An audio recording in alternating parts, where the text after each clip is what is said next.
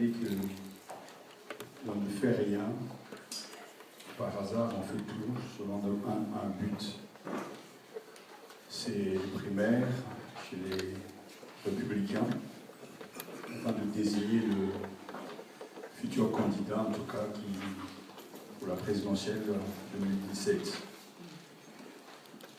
Et les uns et les autres, quand ils qualifient pour cette primaire, ont un objectif de devenir président.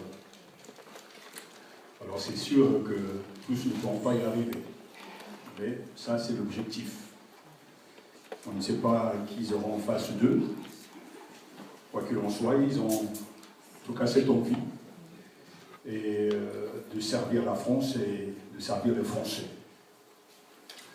Si vous êtes footballeur, que vous êtes convoqué donc par l'entraîneur national pour jouer donc la sélection française, c'est dans l'objectif bien sûr de porter les couleurs du pays, mais aussi de participer à un championnat dans le but de gagner. On ne va pas au mondial pour simplement visiter le pays qui l'organise, ça en fait partie, mais on va pour la compétition dans le but de gagner. Si vous aimez le vélo, comme nous, comme moi, vous vous rendez compte que le Tour de France est en tout cas une course intéressante parce que on peut regarder le vélo pour regarder le vélo, parce qu'on aime le vélo, on aime le spectacle, on aime en tout cas le paysage français. D'ailleurs, c'est une réalité, la France est un beau pays. En tout cas, vraiment, on était là, j'ai appris en tout cas le week-end passé qu'il y a une ville qui s'appelle même Saint-Sauveur. On n'était pas loin de Saint-Sauveur, on a fait la convention. Donc à chaque fois qu'on passait par Saint-Sauveur, je me dis tiens, il y a vraiment une belle ville, etc. C'est très vert, très propre, et puis très calme. Donc on peut regarder le Tour de France pour le paysage, on ne sera pas déçu parce qu'il y a de quoi vraiment à faire, parce que la France est vraiment un beau pays que Dieu a béni. Mais pour ceux qui aiment le vélo, ils vont se rendre compte que il y a bien sûr des équipes et que chaque équipe veut gagner. L'objectif c'est bien sûr d'arriver aux Champs-Élysées, en tout cas d'avoir le maillot jaune, etc. Mais quand on approfondit la chose, on se rend compte que dans chaque équipe, de toute façon, toute personne a les qualités pour gagner une Tour de France. Alors qu'est-ce qui se passe dans chaque équipe? Il y a toujours un leader. Le leader est là parce qu'on reconnaît ses qualités et qu'on a décidé ensemble, avant donc de participer à l'épreuve, que ce sera lui le leader et que les autres, en tout cas s'ils sont 7 dans l'équipe, et de soutenir le leader pour qu'il puisse arriver, en tout cas, la plus haute marche. Et c'est pour ça que, pour ceux qui ont suivi par exemple le Tour de France, il y a Froome qui est là et il y a des gens qui travaillent pour lui. Même si certains sont plus forts que lui, mais en tout cas en montagne, il y a toujours quelqu'un qui tire Froome vers l'avant, lorsqu'il faut préparer le sprint, etc. Moi j'ai toujours été surpris parce qu'il y a toute une organisation, et quand tu te carres sur ces choses terre à terre, des choses tout à fait de la vie en tout cas la vie de tous les jours, on se rend compte qu'il y a une organisation qui est là, et que tout a un but, et que les gens ne sont pas dans l'équipe pour rien faire ou bien pour freiner le leader. Le but, c'est de se sacrifier pour le leader. Moi, j'aime bien en tout cas la montagne, et je me souviens qu'à un moment donné, dans l'équipe de Froome, il y a vraiment un grimpeur qui a travaillé dur pour tirer vraiment le peloton, et arrivé pratiquement au sommet, il a craqué, donc il a laissé passer clairement le peloton parce qu'il avait fait son boulot. Mais c'était son but, c'était vraiment de durcir, comme on dit, durcir la course afin de fatiguer les opposants, afin justement que Froome puisse partir en toute vitesse. Donc il y a toute une stratégie, parce que pour celui qui fait du vélo, bien qu'il fait un marathon, quand on est en groupe et qui est en tout cas leader qui est derrière vous, vous mettez derrière, simplement vous suivez, parce qu'il y a un effet psychologique. Mais tout ça, ces exemples pour vous dire qu'il n'y a rien qui se passe dans le monde qui ne soit pas organisé.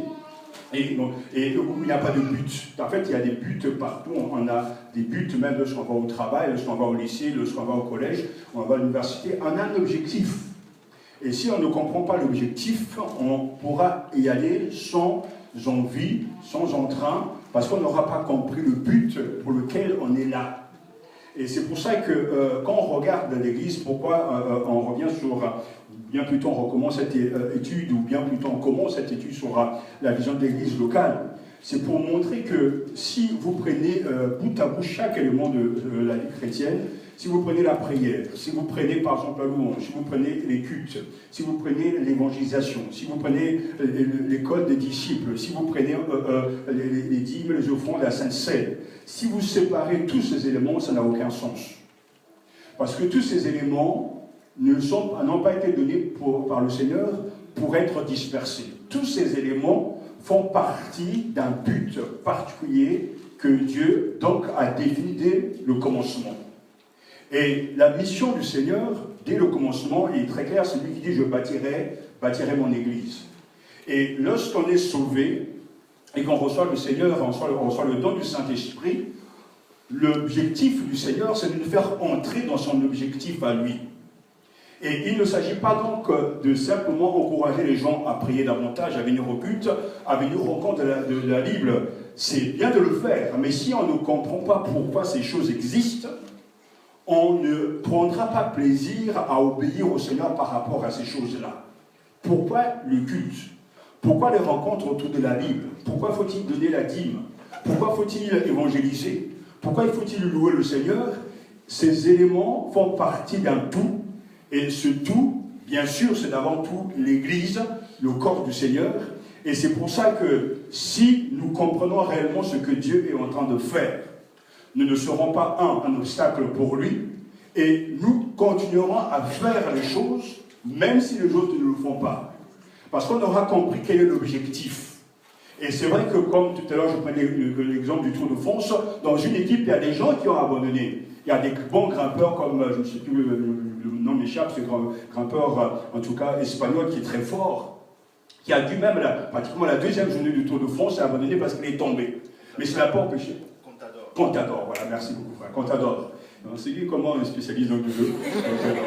Et Contador qui est très bon, alors je m'attendais justement à un duel entre Quintana, Contador et Froome en montagne, mais il se trouvait pratiquement, Quintana a carrément dévissé, et Contador est tombé, et il a dû abandonner. Mais est-ce que l'équipe l'a abandonné? Non, l'équipe a continué. Parce qu'ils n'étaient pas venus, ils ne sont pas venus pour lui, bien que c'était le leader du groupe, mais étant donné qu'il a échoué, malgré lui, et donc le groupe doit continuer parce que l'objectif, c'est d'arriver, en tout cas, aux Champs-Élysées, et si possible, bien sûr, de gagner le Tour de France. Pourquoi je vous donne ces exemples simples? Parce que c'est exactement ce qui se passe dans la vie chrétienne. Si nous ne comprenons pas l'objectif de Dieu, nous allons soit nous décourager parce que nous ne comprenons pas, ou bien nous allons nous laisser décourager par les autres parce que nous n'avons pas compris. Ou bien nous allons simplement devenir même des pierres d'achoppement parce que nous n'avons pas compris la pensée du Seigneur. Donc, il est important que chacun de nous arrive à être saisi par le but que Dieu est en train de faire. Si notre salut est quelque chose de totalement indépendant du tout, alors on n'a pas encore bien compris la raison de notre salut. Mais Dieu nous sauve dans un but bien particulier. Pas pour aller au ciel, ce n'est pas là l'objectif principal. Ça, c'est l'aboutissement de son travail. Mais nous sommes sauvés et nous sommes sur cette terre pour un but particulier. Et nous savons que, selon le Seigneur, qu'il bâtit son Église. Le Seigneur construit son Église. Et ce qui se passe, ce que nous vivons, doit être simplement la transcription de ce que Dieu a décidé d'avance. Parce que si nous ne comprenons pas ce qu'il a décidé d'avance, nous allons faire partie d'un corps, nous allons faire partie d'une famille dont nous ne comprenons pas pourquoi nous sommes là. Alors on pourra se régaler en chantant des cantiques, en écoutant la parole du Seigneur, mais l'objectif du Seigneur n'est pas, avant tout, de nous faire du bien en tant que tel, mais de construire le corps, de construire un tout, et dans cette construction, chacun est important parce que Dieu l'a placé dans le corps, dans le but de faire marcher le corps du Seigneur, et ce corps du Seigneur, invisible, universel, deviendra donc en quelque sorte la manifestation visible de Jésus sur la terre. L'Église va servir de locomotive pour continuer à intégrer en son sein ce que Dieu a prédestiné dès le commencement afin de le glorifier sur la terre et qu'à la fin, il entre avec lui dans la gloire. C'est là l'objectif principal du Seigneur, parce que si vous lisez par exemple comme nous l'avons vu ensemble, tout ce qui s'est passé dans le désert, pourquoi Moïse a été choisi par Dieu, pourquoi il a fait sortir donc les Égyptiens, les Hébreux donc de l'Égypte, plutôt les Israélites de l'Égypte, c'est parce que Dieu avait un but. Il avait bien dit pour que vous puissiez me servir. Donc, ce n'était pas simplement dans l'objectif de les libérer pour qu'ils soient bien. Ce n'était pas simplement de le libérer de la puissance du Pharaon pour qu'il soit à l'aise. Il y avait cet élément, mais ce n'était pas le but principal du Seigneur. Le but principal du Seigneur, c'est que ce peuple devenir son peuple à lui, pour lui obéir, pour un peuple consacré au Seigneur, pour être la lumière des nations. Donc, il choisit un peuple, il le met à part, dans l'objectif de manifester, d'incarner Dieu sur la terre. Pourquoi ces choses doivent nous interpeller? C'est parce qu'on peut entrer dans la foi et vivre la foi dans la jouissance personnelle. Je suis sauvé et mes péchés sont pardonnés, je suis heureux de l'être. Mais ça reste toujours un sentiment égoïste. Je suis sauvé pour me faire du bien, je viens à la prière parce que ça me fait du bien. C'est un sentiment acceptable, mais ça ne entre pas dans le tout de Dieu. Je viens, par exemple, au culte, parce que ça correspond à ce que Dieu veut dans le tout que lui veut faire, c'est-à-dire retrouver un peuple qui va le chanter, qui va l'acclamer, qui va le glorifier et qui va être la lumière sur les autres. Donc en fait, ce n'est pas simplement une autosatisfaction, mais il s'agit d'entrer dans le tout de Dieu. C'est pour ça qu'on peut faire des choses pour Dieu sans ressentir même de la joie, on le fera par obéissance et par crainte de lui. Et c'est pour ça que comprendre pourquoi on est sauvé, l'objectif que Dieu a en vue, nous permettra d'être efficace. Si tout le monde dans l'église locale Matania, comprend pourquoi l'église existe, et que chacun a saisi la pensée de Dieu par rapport à la volonté du Seigneur, par rapport à son objectif, nous n'allons pas travailler les uns contre les autres. Impossible. Nous n'allons pas lutter pour des places. Impossible. Nous n'allons pas non plus négliger certaines choses. Impossible. Parce que l'objectif est un objectif que tout le monde a accepté, qui n'a pas été imposé par un prédicateur, qui ne vient pas d'un prédicateur, mais cet objectif vient de celui qui est le chef de l'Église. Et dans l'équipe, tout le monde va travailler d'un commun accord avec nos différences, on va s'arranger pour réussir. Je le vois mal dans l'équipe de Froome, parce que tel cycliste est bon, il va donner un coup de volant pour faire tomber Froome, parce que je ne veux pas qu'il gagne. Ça n'existe pas. Comme en équipe de France, je vois mal, par exemple, taper ton coéquipier, parce que je vais passer beaucoup plus vite que toi. Non, c'est pas possible. Donc même quand les gens ne s'entendent pas, et pour ceux qui ont fait un peu de football, même quand les gens ne s'entendent pas, les problèmes restent dans le vestiaire. Mais sur le terrain, tout le monde joue et va dans le même sens. Je vois mal, par exemple, je ne sais pas, Thierry Henry revenir à marquer le but contre Barthez. Ça n'existe pas. 17 fois, il a perdu la raison, il faut le sortir. Il n'est pas normal. Vous voyez, ce n'est pas logique, il y a des choses qui ne sont pas logiques. Parce que tout le monde a accepté, parce que ce sont des professionnels, qu'on est là pour faire gagner l'équipe de France. Alors, même si Barthez, je ne t'aime pas, même si Zidane, je ne t'aime pas, mais tout le monde va, en tout cas, prendre ce ballon au sérieux, parce que l'objectif, c'est de gagner. Pourquoi? Parce que tout le monde a compris et tout le monde sait pourquoi ils sont là. Et c'est pour ça que le nouveau sélectionneur a bien compris que ça ne sert à rien de pouvoir faire venir toujours les cadres, comme on dit, de l'équipe de France, mais des fois, parce qu'un cadre peut imposer sa loi, et on se rend compte que des fois, même en ne faisant pas venir un cadre, l'équipe de France peut aller très loin. Bon, il faut dire que le parcours qu'ils ont eu aussi, ils ont vu des petites équipes, c'était un peu bizarre de fois, mais bon, c'est comme ça, ils sont allés quand même en finale. Ceci pour vous dire simplement ces saisons-là, c'est que pourquoi je vais vous montrer l'importance de cette étude. Pourquoi sommes-nous là? Pourquoi sommes-nous sauvés? Pour quel but? Pour aller au ciel? Ça, ce n'est pas le but. Pour gagner des âmes? Ça, ce n'est pas le but. Mais l'objectif est très clair et cet objectif s'enracine dans le plan même de Dieu. Le plan de Dieu est en train de se dérouler et nous sommes entrés dans ce plan. Et nous devons absolument faire en sorte qu'en notre temps, avec nos moyens, avec nos talents, avec nos temps, nous puissions nous faire notre part pour notre temps. Viendront d'autres personnes et ils continueront le travail.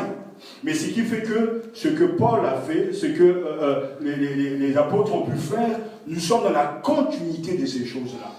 Alors, pourquoi est-ce qu'il y a des rencontres autour de la Bible? D'ailleurs, vous savez, je les ai baptisés pour baptiser rencontre, parce que en général, dans les églises, on dit étude biblique. Moi, je les ai baptisés rencontre parce que c'est une rencontre entre vous, moi et la Bible et Dieu. On se rencontre autour de la Bible. Mais dans quel objectif? Parce que il faut le faire parce que c'est ainsi dans chaque église locale? Non. L'objectif, justement, primordial de l'étude biblique, ou de cette rencontre autour de la Bible, c'est que vous et moi, pour que nous puissions travailler ensemble dans cette communauté église, nous devons accepter les pensées de Dieu d'un commun accord. Si nous ne sommes pas d'accord tous sur ce que Dieu dit concernant tel sujet, on ne va pas s'entendre. Les études permettent donc de vivre ensemble la foi, de décortiquer la parole de Dieu pour qu'en quittant ce lieu, quelles que soient nos différences, quelles que soient nos situations, nous sommes d'accord, par exemple, sur ce que la Bible dit sur le Saint-Esprit. Et quand le Saint-Esprit va travailler, et quand le Saint-Esprit va agir, et que le Saint-Esprit va se manifester par ses dons, tout le monde sera d'accord et reconnaîtra, tiens, puisque je l'ai vu dans la Bible, ça m'a été expliqué, et que j'étais d'accord avec eux. On a vu tout ça ensemble, parce qu'on a vu on a lu ensemble la parole du Seigneur, et dit, voilà, ça c'est l'œuvre de Dieu. Et on ne pourra pas dire c'est l'œuvre de quelqu'un, non, parce que tout le monde est d'accord, parce que tout le monde a reçu la pensée de Dieu. Et nous savons que l'œuvre de Dieu est une œuvre spirituelle. Si nous ne sommes pas spirituels, on ne pourra rien faire. On va s'opposer à Dieu. Les pensées de Dieu ne sont pas nos pensées. Donc, quelle est la raison d'être de ces rencontres? C'est d'entrer dans les pensées de Dieu, de les accepter et de les pratiquer. Et vous verrez que si tout le monde acceptait déjà ce principe de base, il n'y aura pas de différence ou d'interprétation erronée, parce que nous serons d'accord d'avoir vu ensemble ce que Dieu dit, parce que l'objectif, c'est surtout, et l'objectif final, c'est que le corps entier, l'Église de Jésus-Christ, marche d'un commun accord dans l'unité, dans l'amour, et en train de gagner d'autres âmes qu'on va intégrer dans l'Église, dans le même objectif qui entre dans les mêmes pensées de Dieu. Et c'est pour ça que c'est une bêtise, excusez-moi d'utiliser ce mot, quand quelqu'un vient dans une église, quand une nouvelle personne vient dans une église locale, normalement les chrétiens qui sont déjà assis dans le Seigneur, qui connaissent la pensée de Dieu, auront un but important par rapport à cette nouvelle âme, et diront, c'est bien d'être intégré au milieu de nous, nous sommes dans la joie de t'accueillir, maintenant on te transmet le dessein de Dieu, l'objectif de Dieu pour toi dans l'église. On l'accueille avec cet objectif parce que nous-mêmes on l'a compris. La nouvelle âme ne veut pas venir pour dire, écoute, tu sais, ici c'est passé ça, tu sais, c'est que... Mais quelqu'un qui fait ça n'a rien compris à l'objectif du Seigneur. Parce qu'en tant que participant à la construction de l'Église, il veut la réussite de l'Église. Il n'est pas là pour l'arrêter. Donc lui-même se dit que si je perds, si l'Église ne marche pas, c'est moi qui perds. Donc j'ai intérêt à ce que ça marche. Ce n'est pas simplement un sentiment égoïste, non, c'est un sentiment, je dirais, communautaire. L'Église doit marcher parce que ma joie et mes privilèges, ma bénédiction découlent de la réussite du tout, pas de l'individu. Et ce qui fait que Dieu a, vous imaginez dans l'Église primitive, Dieu a rajouté des âmes, nouvelles dans l'assemblée, et puis vous voyez quelqu'un au coin de la rue dit, mais tu sais, mais c'est Pierre qui t'a converti, mais tu sais que Pierre a régné le Christ il y a quelques années, juste là, moi j'étais là. Vous ne verrez jamais ça. Vous comprenez ce que je suis en train de dire? Parce que le public dit, nous sommes heureux de vous voir, 3000 âmes sont entrées, quelle joie. Tiens, sœur, prends telle âme, explique-lui la vision du Seigneur, qu'est-ce que Dieu est en train de faire. Telle sœur, explique-lui. Et la personne entre dans l'objectif de Dieu pour servir le tout. Et quand la personne, des fois, peut être découragée ou déprimée, toi qui es dans le tout, tu comprends, mon frère, n'oublie pas, continue, lève-toi, on marche ensemble. On ne va pas te laisser mourir là. On avance, parce qu'on a compris le tout. Et c'est tellement important, et avant donc de revenir sur cette vision locale, à ce que ces choses soient en nous. Vraiment en nous, parce que quand on parle de l'objectif de l'église locale, et cet objectif que nous avons ne vient pas de moi. C'est quelque chose que la Bible nous m'a donné et que je vous transmets et que nous sommes en train de décortiquer. Mais avant d'aller encore loin dans cette perspective, parce que pour travailler ensemble, il faut que les chrétiens soient matures, perfectionnés. Et ce perfectionnement, on va voir que ça implique beaucoup de choses. Parce que même si nous n'allons pas gagner 20 âmes au Seigneur, mais tant qu'on a compris pourquoi on est sauvé, pourquoi on est en train de le faire, on fera toujours les choses de tout son cœur. Et de mieux en mieux, de progrès en progrès. Parce que l'objectif, c'est le maître. Alors, dans le symbole de Nicée, c'est encore un symbole par rapport à des apôtres. J'aime bien cette déclaration parce qu'ils disent « Nous croyons à l'Église une, sainte, catholique et apostolique. » Donc c'est un symbole qui date, etc. Mais ça m'a interpellé parce que nous croyons à l'Église une, sainte, catholique, c'est-à-dire universelle et apostolique. Et c'est vraiment ces quatre caractéristiques correspondent bien à ce que Dieu est en train de faire parce que l'Église n'est pas désunie. Il n'y a qu'une seule Église avec un seul esprit. L'Église, elle est sainte parce qu'elle est vraiment le rassemblement de ceux que Dieu a rachetés, a retirés du monde pour les placer dans cette nouvelle communauté. Donc pour servir le Dieu vivant et vrai. L'Église, justement, elle est universelle. On le verra, elle est universelle. C'est pas l'Église locale n'est que, en tout cas, une représentation de l'Église universelle à un certain endroit. Mais cette Église, elle est invisible, elle est connue de Dieu. Et tous ceux qui font partie de cette Église ont reçu l'Esprit de Dieu. Et cette Église est apostolique. Pourquoi? Parce que cette Église continue ce que les apôtres ont déjà fait et ont déjà dit. Et si nous regardons ces quelques termes, on va bien se rendre compte, même si dans ce résumé, il y a ces quatre caractéristiques, mais en réalité, l'Église vient même du cœur de Dieu. L'Église est quelque chose que Dieu lui-même a pensé avant le commencement.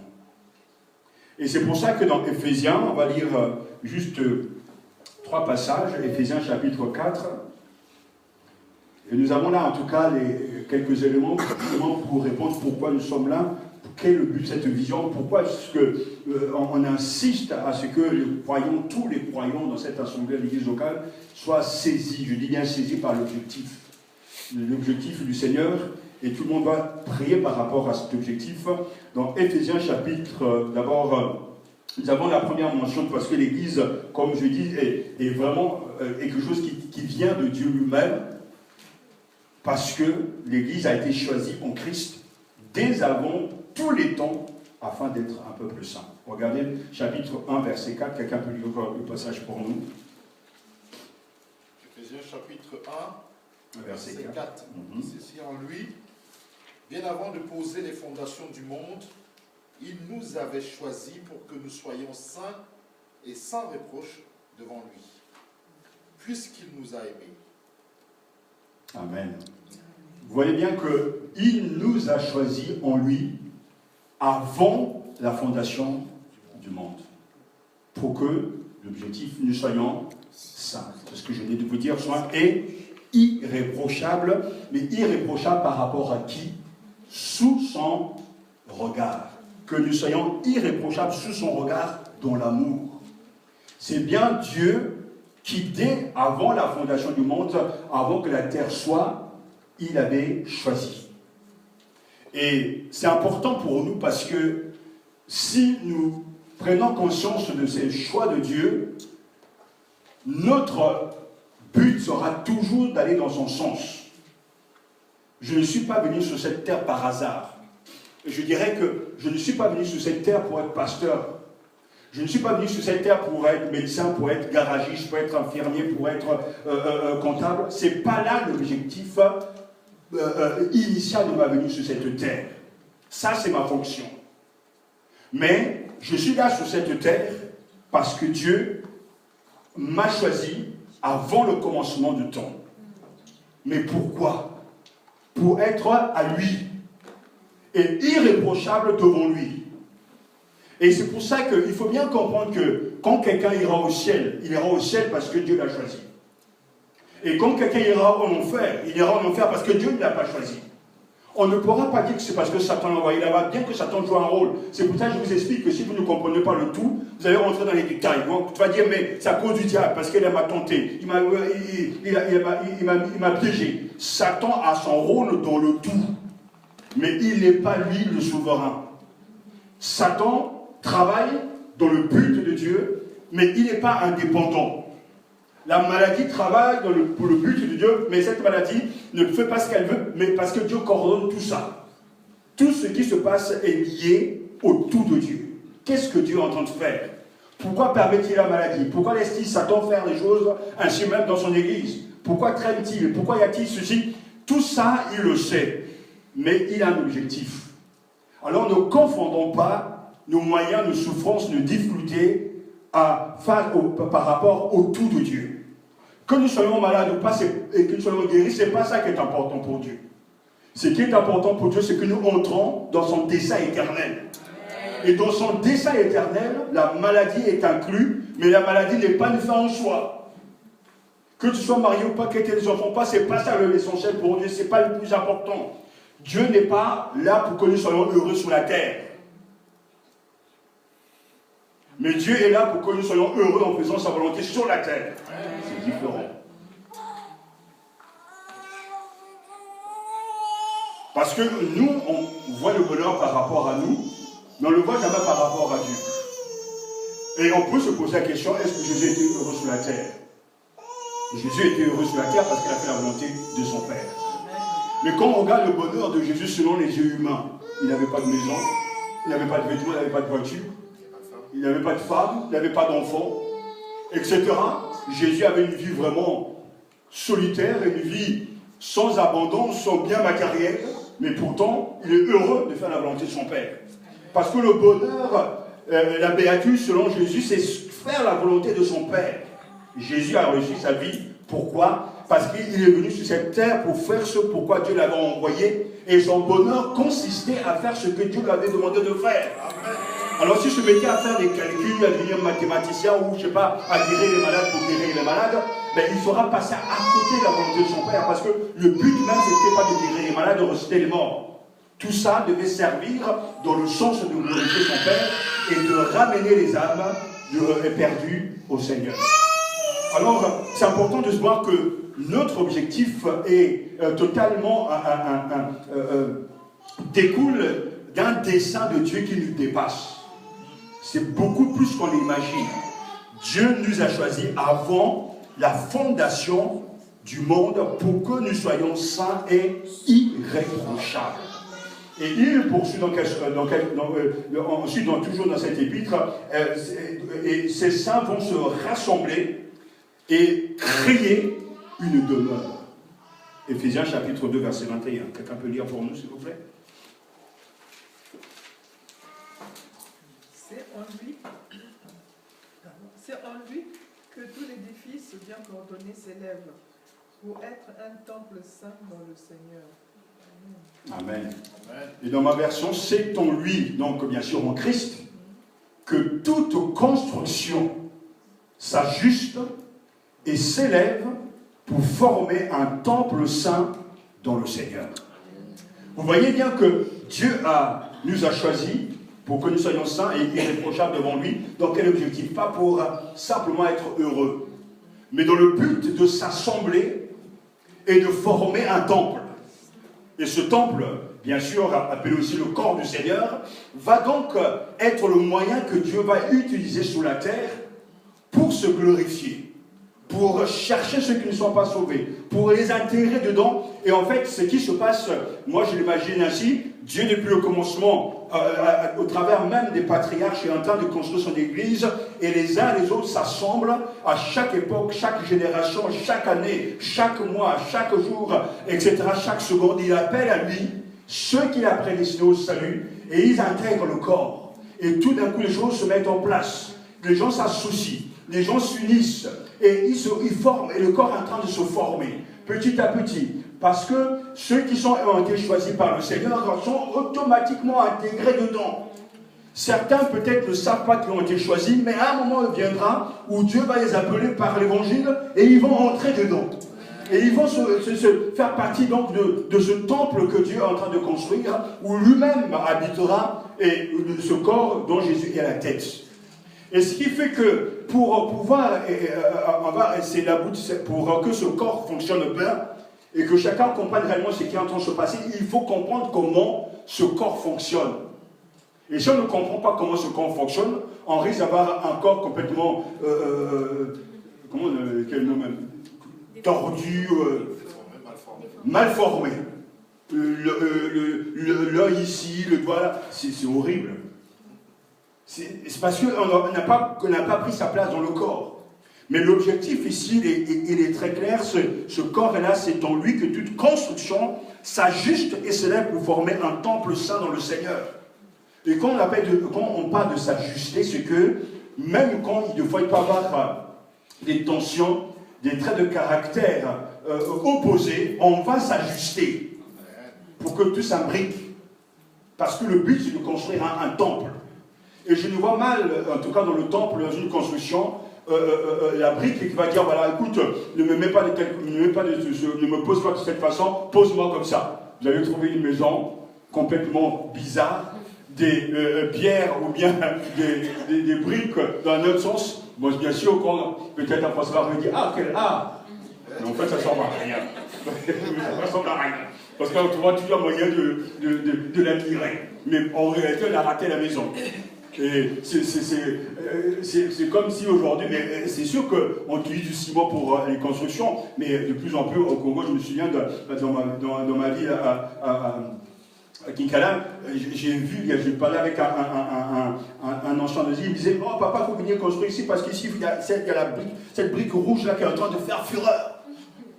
Parce que si c'est la brique rouge, ça paraît, ça tient la route, et puis c'est frais, et puis je sais pas que le business a dû se développer entre temps, parce que tout le monde veut maintenant acheter la brique, c'est moins cher que le ciment, et en plus, ça garde la fraîcheur, ça rejette la chaleur, etc.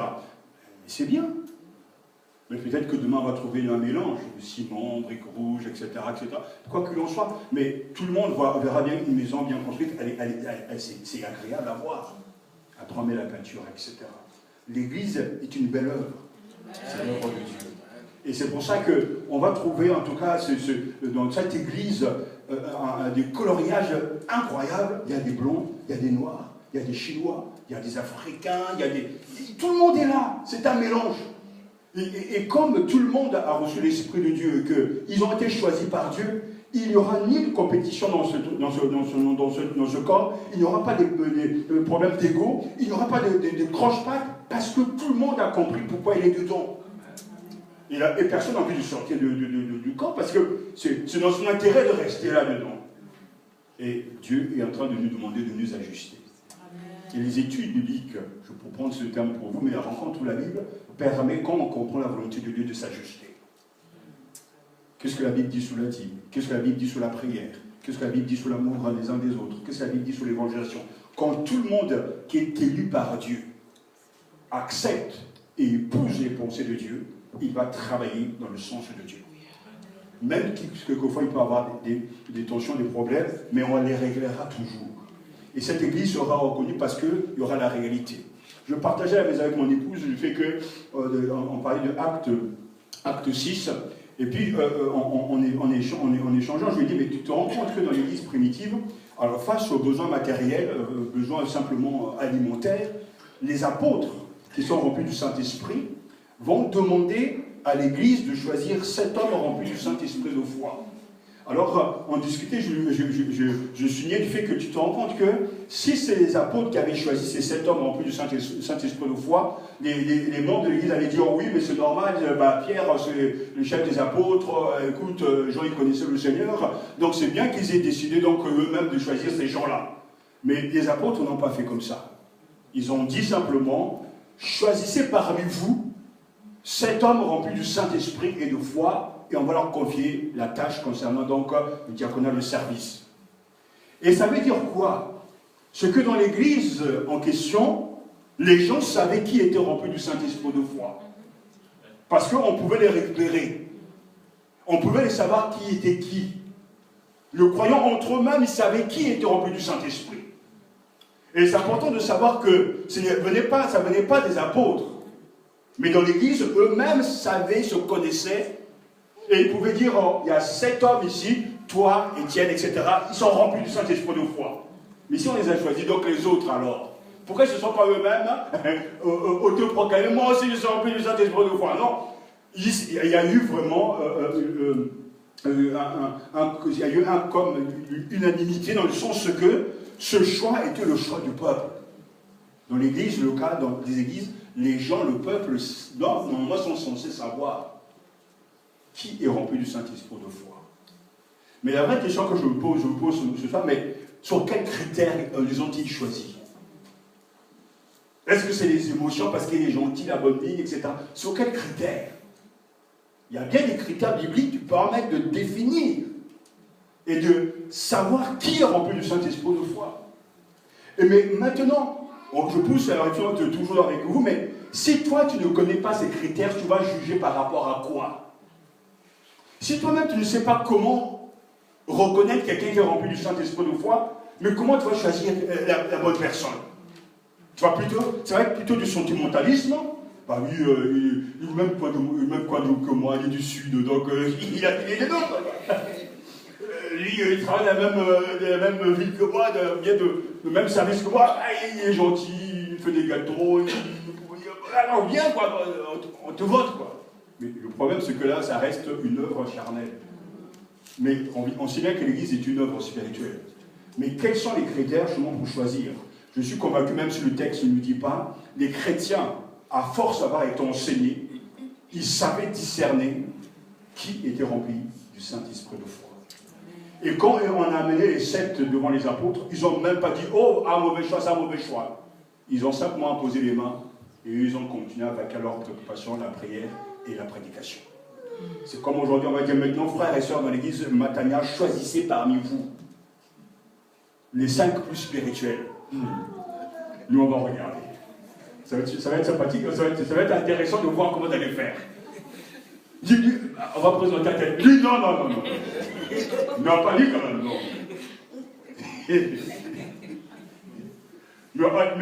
mais on sera confronté à un vrai problème.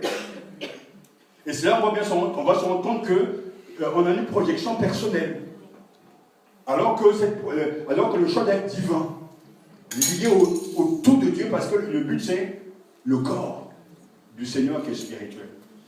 Et c'est pour ça que plus nous-mêmes nous plongeons dans les Écritures, plus nous connaissons Dieu, nous connaissons le Seigneur, et plus nous aurons le discernement de voir l'intérêt de Dieu au-dessus de nos préoccupations, voire même de nos camaraderies, parce qu'il s'agit de l'œuvre de Dieu.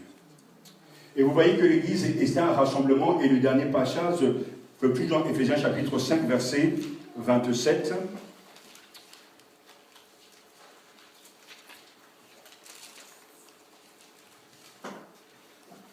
Pour faire paraître devant lui cette Église glorieuse, sans tache ni ride, ni rien de semblable, mais sainte et irréprochable. Amen. Vous voyez, ça complète bien ce que nous venons de voir, c'est pourquoi faire paraître devant lui, donc pour en faire un peuple saint sur terre pour Dieu, glorieuse, sans tache, ni ride, ni rien de semblable, mais sainte et irréprochable. Vous voyez, tout commence avec Dieu, qui nous a choisi avant le commencement du monde, et j'ai souligné tout à l'heure, pour que nous soyons saints et irréprochables devant lui. Mais entre-temps, pour que nous puissions nous retrouver donc dans cette église devant lui irréprochable, entre-temps, des milliers d'années ont pris place et dans le péché. Au commencement, le péché n'est pas là, mais Dieu a choisi un peuple pour qu'il soit saint et irréprochable devant lui. Mais le péché est entré dans le monde. Mais Dieu n'a pas perdu de vue son objectif. Ce n'est pas le péché qui va arrêter cet objectif-là. Ce n'est pas le mal, ni Satan, non. Tout ça, ça va venir sans doute faire traîner certaines choses. Mais ce n'est pas la finalité. Et ce n'est pas non plus les moyens que Dieu va utiliser pour faire son œuvre, par faire son œuvre. Non, il a choisi, son objectif est clair, faire paraître devant lui cette église glorieuse, sans tache ni ride. C'est l'objectif. C'est comme s'il prenait un chrétien, il a choisi, tu viens sur la terre, tu vas galérer, tu vas être tenté, tu vas connaître des échecs, tu vas connaître des difficultés, Satan va te faire la guerre. Mais sache que mon objectif, c'est pas que tu te perdes dedans, mais mon objectif, que tu retrouves ta place, je dirais, du commencement. Et c'est ce que Dieu est en train de faire. Parce qu'à la fin, tous ceux qui seront dans la gloire, c'est ceux qui étaient déjà inscrits dans le livre de Dieu. Et c'est pour ça que l'élection est une doctrine incroyable. Quand Dieu a choisi quelqu'un, il va jusqu'au bout. Et c'est là où la Bible dit bien oui, mais vous voyez, le tout de Dieu, c'est qu'il ne pense plus à un individu ici. Dieu voit encore une multitude. Il voit tous ceux qui ont été rachetés, afin donc de paraître devant lui irréprochable, sans ride, semblable au Seigneur. On lui dit donc le texte. Et il a voulu donc de se la présenter à lui, même splendide de cette traduction, sans tache ni ride, ni aucun défaut. Il a voulu son Église sainte et irréprochable. Et c'est ce que Dieu fait. Et nous sommes où maintenant dans ces 3 phases. On a vu l'élection, nous avons vu le fait de s'ajuster et on a vu la finalité. Nous sommes situés où? Tout chrétien se situe où? Aujourd'hui, je parle. Si c'était Abraham, on le situera aussi en son temps. Mais nous sommes où, nous?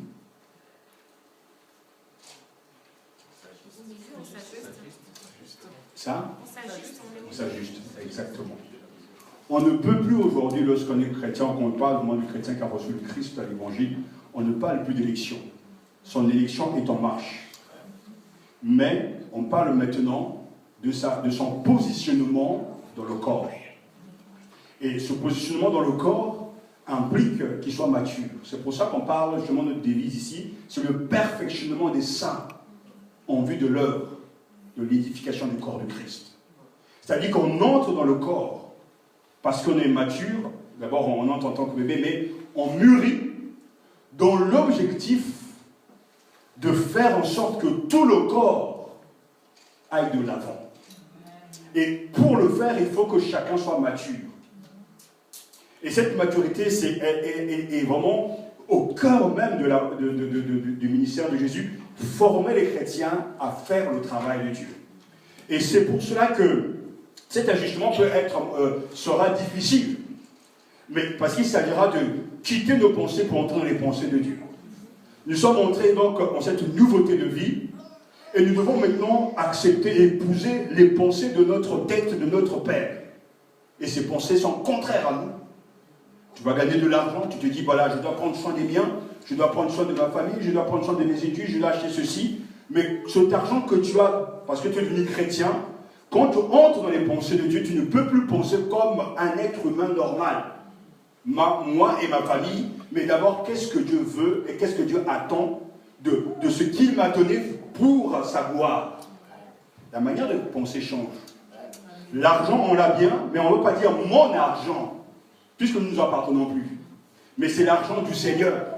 Et étant l'argent du Seigneur, comment je veux l'utiliser pour lui plaire lui? Et là, ça change tout. Même mon pardon pourra tout dire, c'est à nous. Et c'est normal. Mais quand on n'a pas accepté les pensées de Dieu, on dira toujours c'est à nous. On va dire c'est mon corps.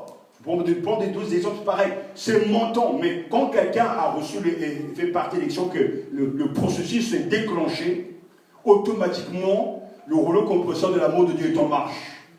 Et ce rouleau compresseur, Jésus l'explique avec les disciples, si quelqu'un veut être mon disciple, s'il veut quelqu'un même suivre, qu'il doit renoncer à lui-même, se charger chaque jour de sa croix, et qu'il ça montre bien qu'il doit avoir un détachement. Il doit renoncer à lui-même. Tu rentres dans une autre entité, tu rentres dans une autre unité, dans un autre rassemblement, tu dois renoncer à toi-même, c'est que tu étais jadis, tu ne dois plus l'être dans le nouveau corps. Et le fait de ne pas renoncer à ces choses-là est une preuve évidente qu'on n'est pas entré dans l'élection. Parce que la conversion fait partie de l'élection.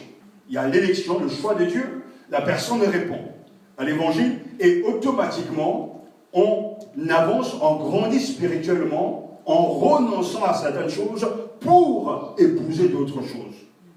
Jadis, peut-être que quand j'avais mon gâteau préféré, je ne sais pas, j'ai dit, voilà, j'ai mon gâteau, je vais le manger tout seul. Mais maintenant, tu ne penses plus comme ça. Tu as un gâteau, tu es capable de le distribuer à 20 personnes. Parce que dans la nouvelle loi du royaume, c'est la loi du partage.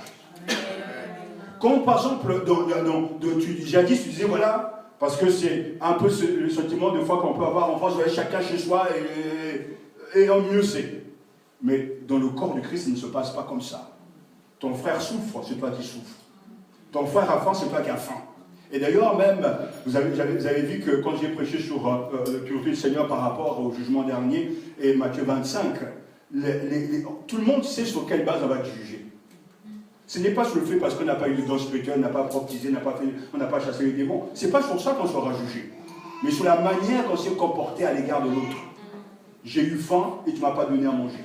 J'ai eu soif, tu ne m'as pas donné à boire. J'étais dévêtu, tu ne m'as même pas donné de vêtements. En fait, la négligence de son frère sera dans le dossier qui va nous juger. Ça n'a rien à voir avec tout le reste. Et quand on est dans un corps, ce n'est pas possible de penser que le petit doigt souffre, puis l'autre dit ouais, t'as qu'à souffrir, t'as qu'à souffrir, t'as qu'à souffrir. C'est pas possible ça. Et le petit doigt te répond oh, t'es où toi? Parce que c'est un corps. Mais comme on n'a pas grandi dans le sens de tout, c'est que même dans nos propres églises évangéliques, les problèmes ne viennent pas de l'extérieur. On vient de province, on entend donc tout ce que eux vivent là-bas. Les problèmes, ce n'est pas les gens de l'extérieur, ce n'est même pas l'État. Les problèmes, c'est à l'intérieur avec des gens qui ne sont pas contents, des gens qui s'énervent, qui créent des problèmes, qui partent. Le pasteur me disait qu'il avait reçu un couple, ils étaient bien, ils travaillaient ensemble, et du jour au lendemain, ils partent avec la moitié des membres. Mais on pensait que c'est moi, c'est dans le milieu des blancs. Mais chez les blancs, c'est pareil, c'est partout le même problème. Quand le cœur n'est pas renouvelé, il y a des problèmes. Par contre, c'est un couple black quand même. Oui, c'est un couple black avec, etc. Et après, il a pris des blancs comme nous, donc c'est une première, c'est pas mal, mais bon, c'est un peu mélangé. Parce que souvent, dans notre manière de penser, on a souvent canalisé le problème, comme aujourd'hui dans les débats publics, politiques, on dit quoi, c'est un problème, etc. Quand on dit quelqu'un dit voilà, il y a des problèmes de chômage parce que ce sont les migrants, mais c'est quand même marrant ça quand même. Ça fait des années que ça dure, il y a toujours des chômages, comme si les migrants se sont venus prendre, etc., le boulot des Français, ça n'a aucun sens. Mais il faut dire n'importe quoi, mais voilà, ça nous fait sourire, il faut avancer. Quoi. Mais quelquefois, on a l'impression de cibler les problèmes alors que les problèmes ne sont pas là. Les problèmes, ce n'est pas les gens, c'est même pas Satan. C'est comme les gens n'ont pas grandi spirituellement, ils cachent tout. Mais qu'est-ce que vous allez faire? Je disais à ce frère, mais il n'ira nulle part, il ne s'en sortira pas. Parce que s'il a compris le tout de Dieu, mais où est-ce qu'il va aller avec les gens qui sont au Seigneur? Il va faire quoi avec? Il va servir qui? Ça n'a aucun sens. Mais le problème, c'est que dans sa folie de vouloir faire Dieu, parce que souvent il y a la compétition, oui, mais il a plus de charisme, il a l'onction, donc du coup il prend les gens. Mais ce n'est pas tes gens. Et arrivé là-bas, ils vont être déçus. Et certains sont revenus parce qu'ils étaient déçus. Mais c'est normal parce qu'ils ne sont pas en train de servir le tout de Dieu, l'objectif de Dieu, ils sont en train de se servir eux-mêmes. Alors du coup, il y a des déchirements, il y a des cicatrices, il y a des blessures, pas possible, la situation invraisemblable. Mais est-ce qu'on prend le temps même de voir dans ce épisode demander pardon à Dieu? Parce que c'est des péchés, on casse ce que Dieu entend de détruire, ce que Dieu est en train de construire. Pourquoi on arrive à ce stade-là? Parce que les gens ne sont pas matures. On n'a pas compris pour qui l'on travaille. Notre ennemi, c'est celui que l'on voit. Mais alors que lui, c'est notre frère, il est dans le Seigneur, c'est a reçu l'Esprit de Dieu, c'est notre collègue, c'est notre collaborateur. Et si lui a compris le bien commun, l'intérêt du corps, il va travailler avec toi avec quand même l'énergie comme s'il faisait pour lui-même. Ça dit que quand la vision est entrée dans le cœur de chacun, tout le monde sera tellement responsable que si l'œuvre titube, mais tout le monde va aller là-bas pour soulever, pour se battre. Parce qu'ils savent que c'est l'intérêt du Seigneur et pour sa gloire. Et que personne n'ira tout seul au ciel. Non. On sera nombreux, c'est un corps. Mais il n'y a qu'une seule tête. Et nous sommes justement ce stade, et c'est là où il y a beaucoup de souffrance.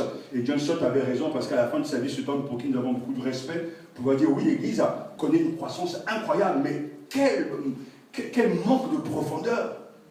Nos églises sont bourrées de bébés. Des gens qui continuent à vivre pour eux-mêmes, qui n'ont pas compris qu'il faut entrer dans la volonté de Dieu, et que cette volonté de Dieu implique des sacrifices et des choses que nous n'aimons pas. Quand Jésus va dire à ses disciples, mais prends ta croix et suis-moi. Et à un moment donné, il dira à l'un, mais écoute Jésus, je t'aime bien, mais je vais aller enterrer mes frères, mes soeurs. Il dit, laisse les morts. Enterrer les morts, toi, suis-moi. Quel déchirement. Négliger les siens, mais ce même Jésus qui dit de prendre soin des nôtres. Mais il veut d'abord mettre de l'équilibre. Si je n'ai pas la première place, ça n'ira pas. Et c'est pour ça que nous avons cette rencontre toute la vie. C'est pour nous perfectionner. Pourquoi justement cette devise? C'est que, à un moment donné dans le corps,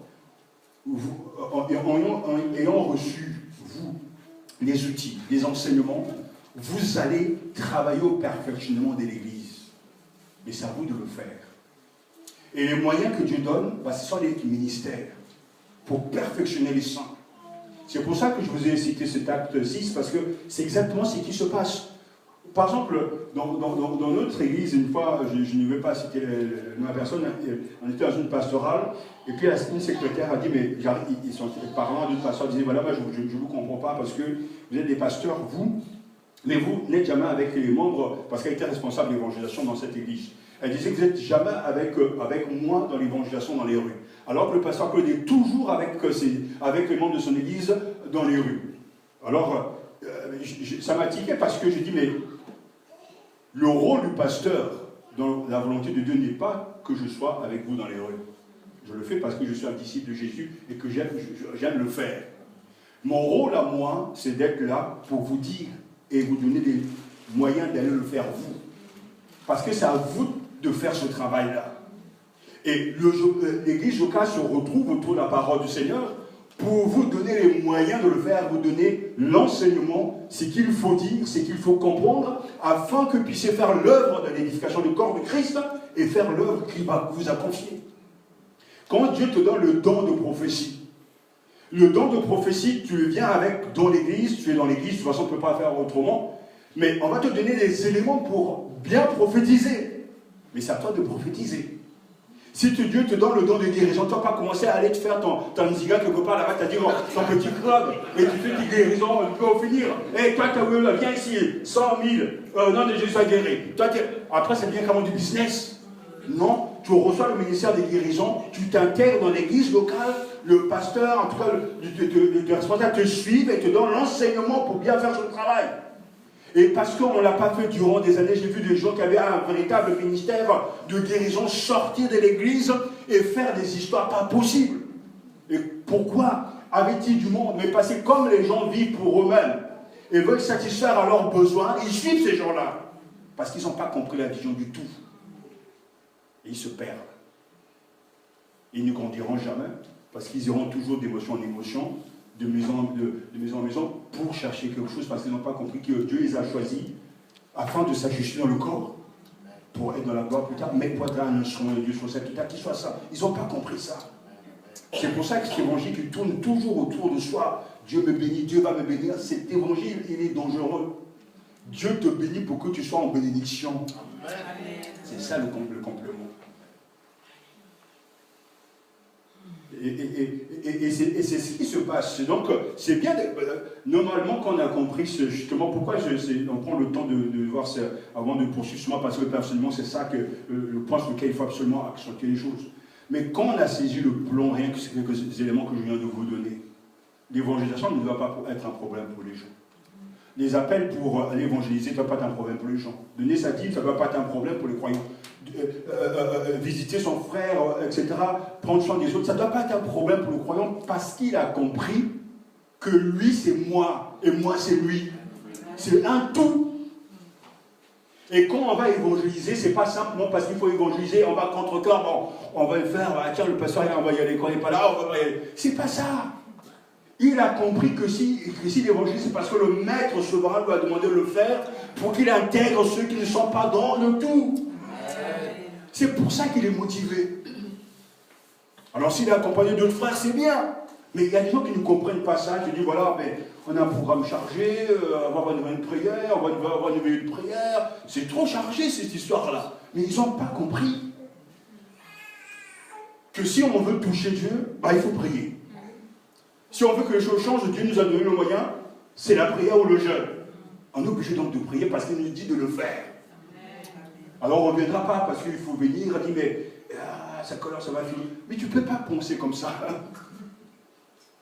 Parce que tu sais que ces moyens que Dieu te donne, comme l'étude de la parole du Seigneur, c'est des moyens pour que tu sois musclé afin d'atteindre l'objectif. C'est pour ça que ces moments de rencontre de la parole du Seigneur, c'est des moments importants, clés, parce qu'on rencontre Dieu, on est autour de Dieu avec sa parole, on s'alimente, on se nourrit, on boit pour faire un petit chemin. Et on revient, etc. Et on marche au fur et à mesure. Et je ne connais personne, parce que ça n'existe pas la vie, qui voilà. Dès le départ, ce principe était là, voilà, je vais faire des stocks, je vais prendre un peu de promesses, une valise de promesses, une valise de bénédictions, et je vais partir avec, je vais faire ma autonomie, quoi. Ça n'existe pas. Dans le désert, on dit, vous devez ramasser chaque jour ce qu'il faut pour la journée. Mais il y a toujours quelques petits malins, ils pensent qu'ils sont malins.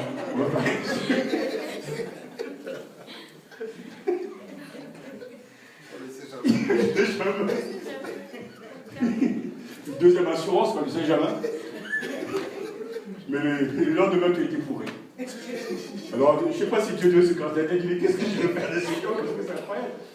Mais c'est parce que Dieu veut leur apprendre de compter sur lui chaque jour, être dépendant du Seigneur. Et c'est pour ça que même le Seigneur dira, chaque jour suffit sa peine. Donc, il est important vraiment que nous mûrissons dans le Seigneur, que nous voyons toujours l'objectif final. Nous comprenons d'où nous sommes venus, et cette compréhension nous vient parce que Dieu nous explique, lui-même nous dit qu'il nous sort. Et il nous dit parce qu'il nous a choisis pour un but. Et c'est pour ça que l'objectif de l'Église, justement,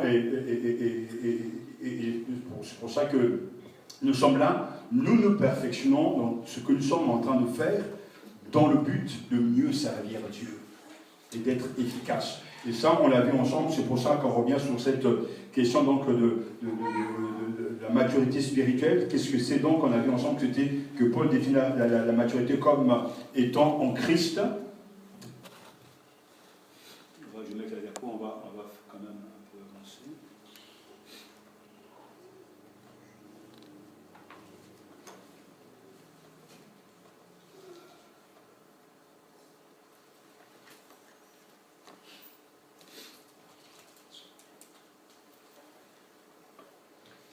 En quoi justement consiste la maturité? Comme nous l'avons vu, donc, reconnaissant donc que cette maturité, maintenant vous voyez que nous sommes à la phase 2, on se perfectionne, reconnaissant donc que cette maturité est plutôt difficile à identifier.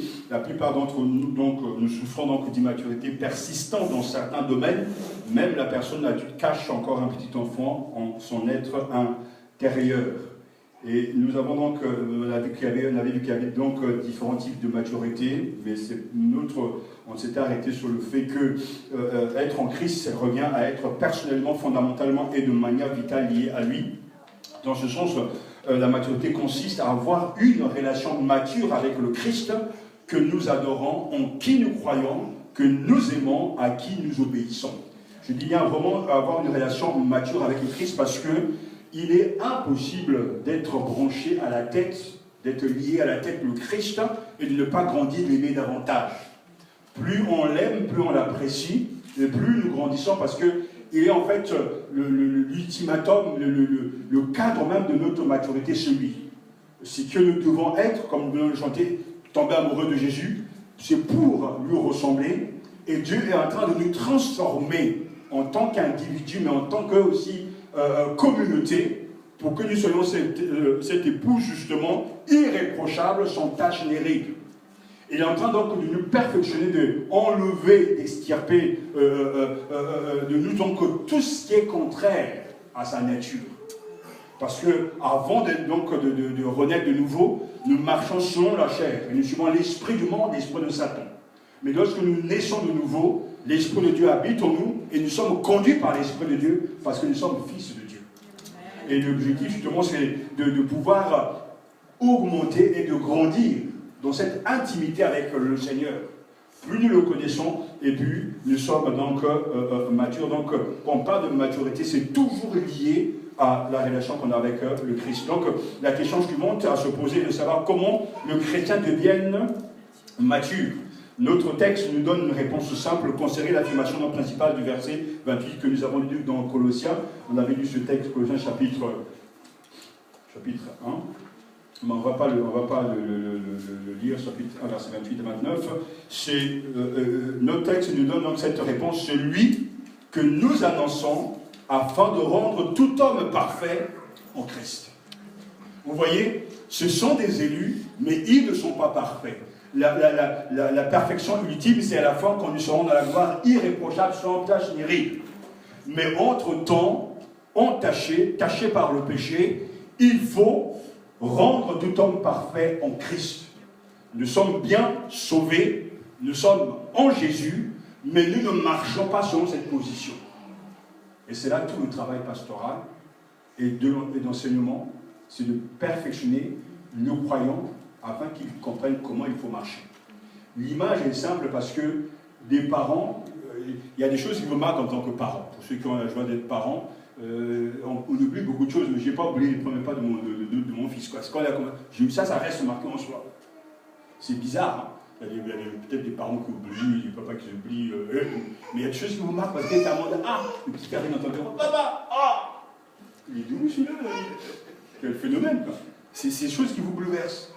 Mais pourtant, avant d'arriver à ce stade où l'enfant est indépendant, vous le prenez par la main, vous le cherchez à le faire marcher, souvent c'est comme ça. Allez, là. Des fois même vous l'obligez, quoi. Vous le soulevez pour l'aider. Parce qu'il n'est pas prêt. Mais à un moment donné, lui-même se prend en charge. Parce que ses muscles sont fermes. La vie chrétienne, c'est pareil. Et à un moment donné, on est des bébés, on nous berce, on nous donne des biberons, des petits pots, des blédina, on nous met des couches. Mais à un moment donné, ça suffit.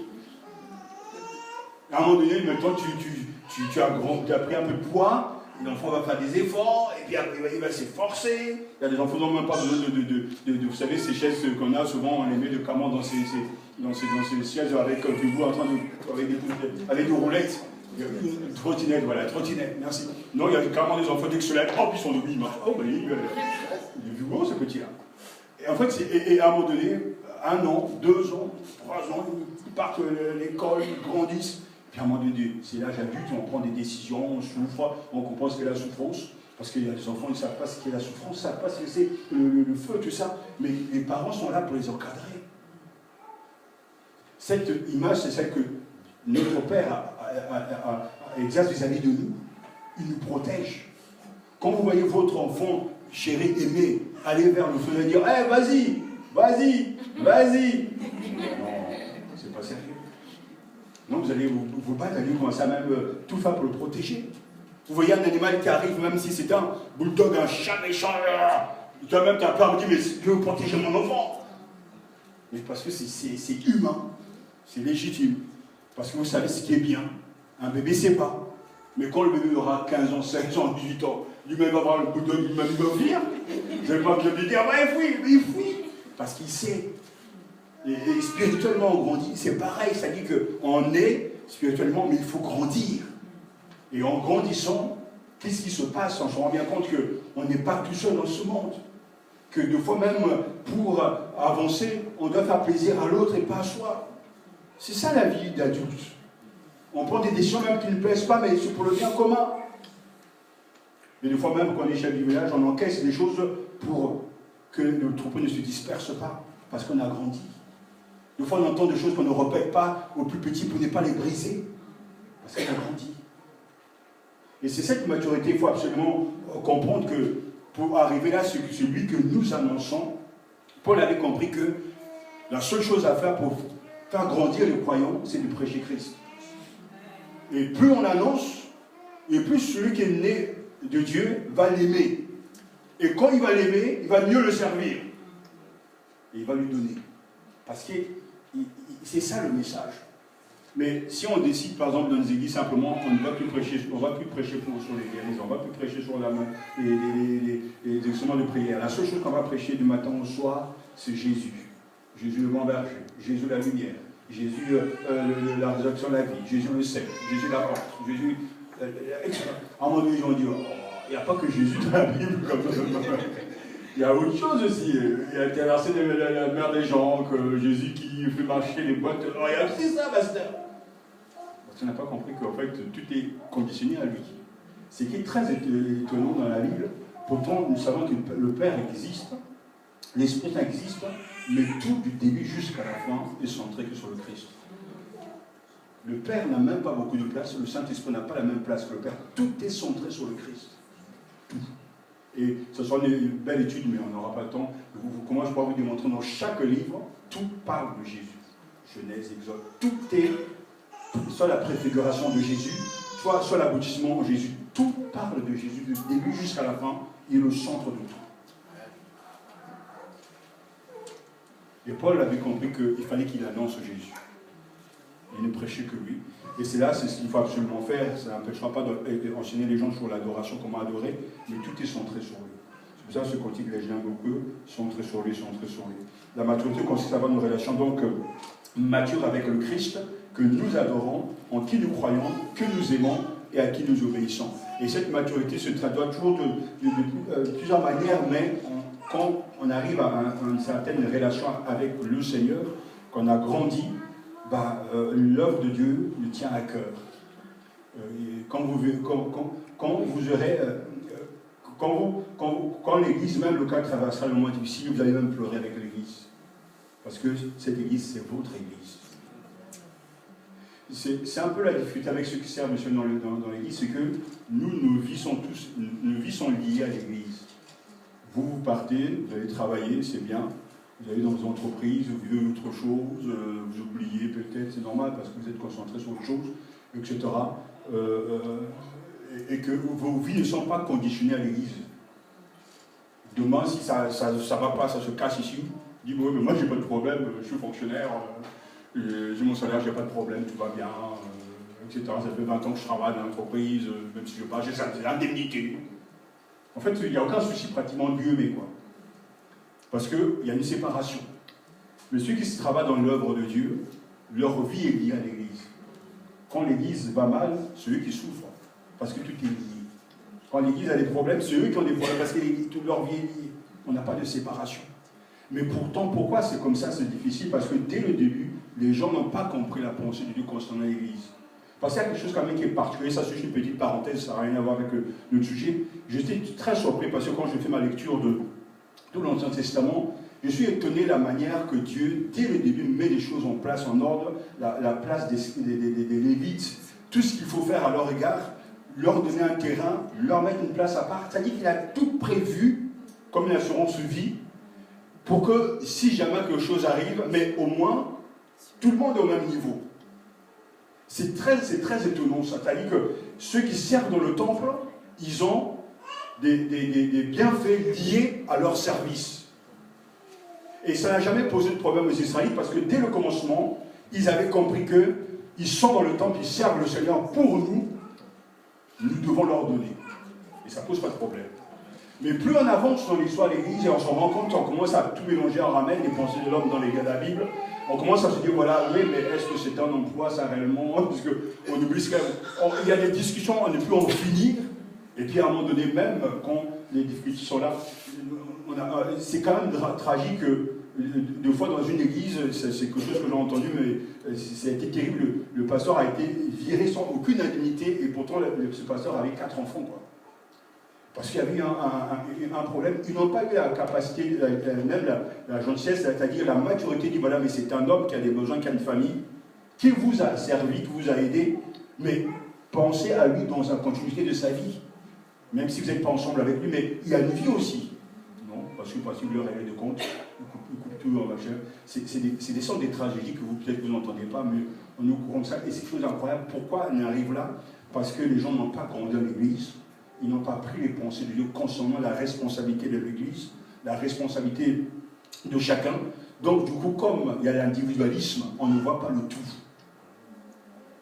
Et ce n'est qu'à la fin, deux fois, et ça arrive une fois en passant sur la terre, que les choses vont se régler parce que finalement, il y a des gens qui vont se retrouver avec leur livre, mais Jésus va regarder, mais je ne te vois pas là de d'autres.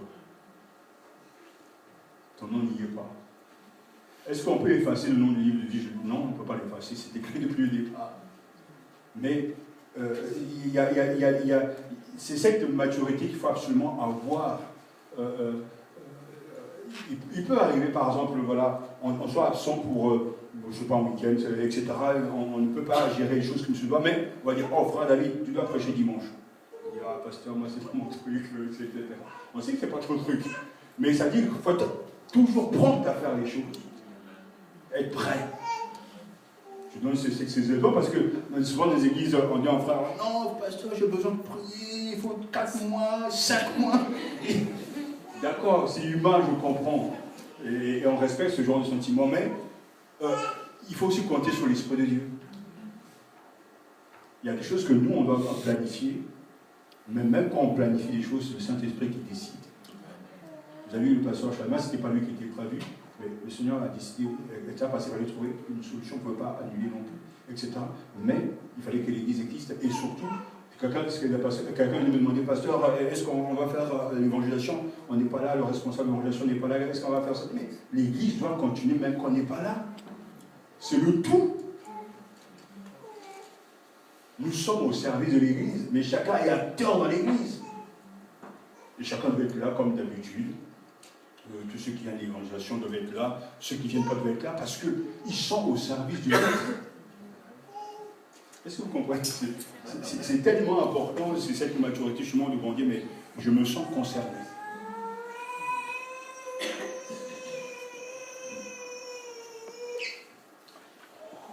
Regardons cette maturité pour Paul, pour l'épître, justement, qu'on parle justement de la maturité.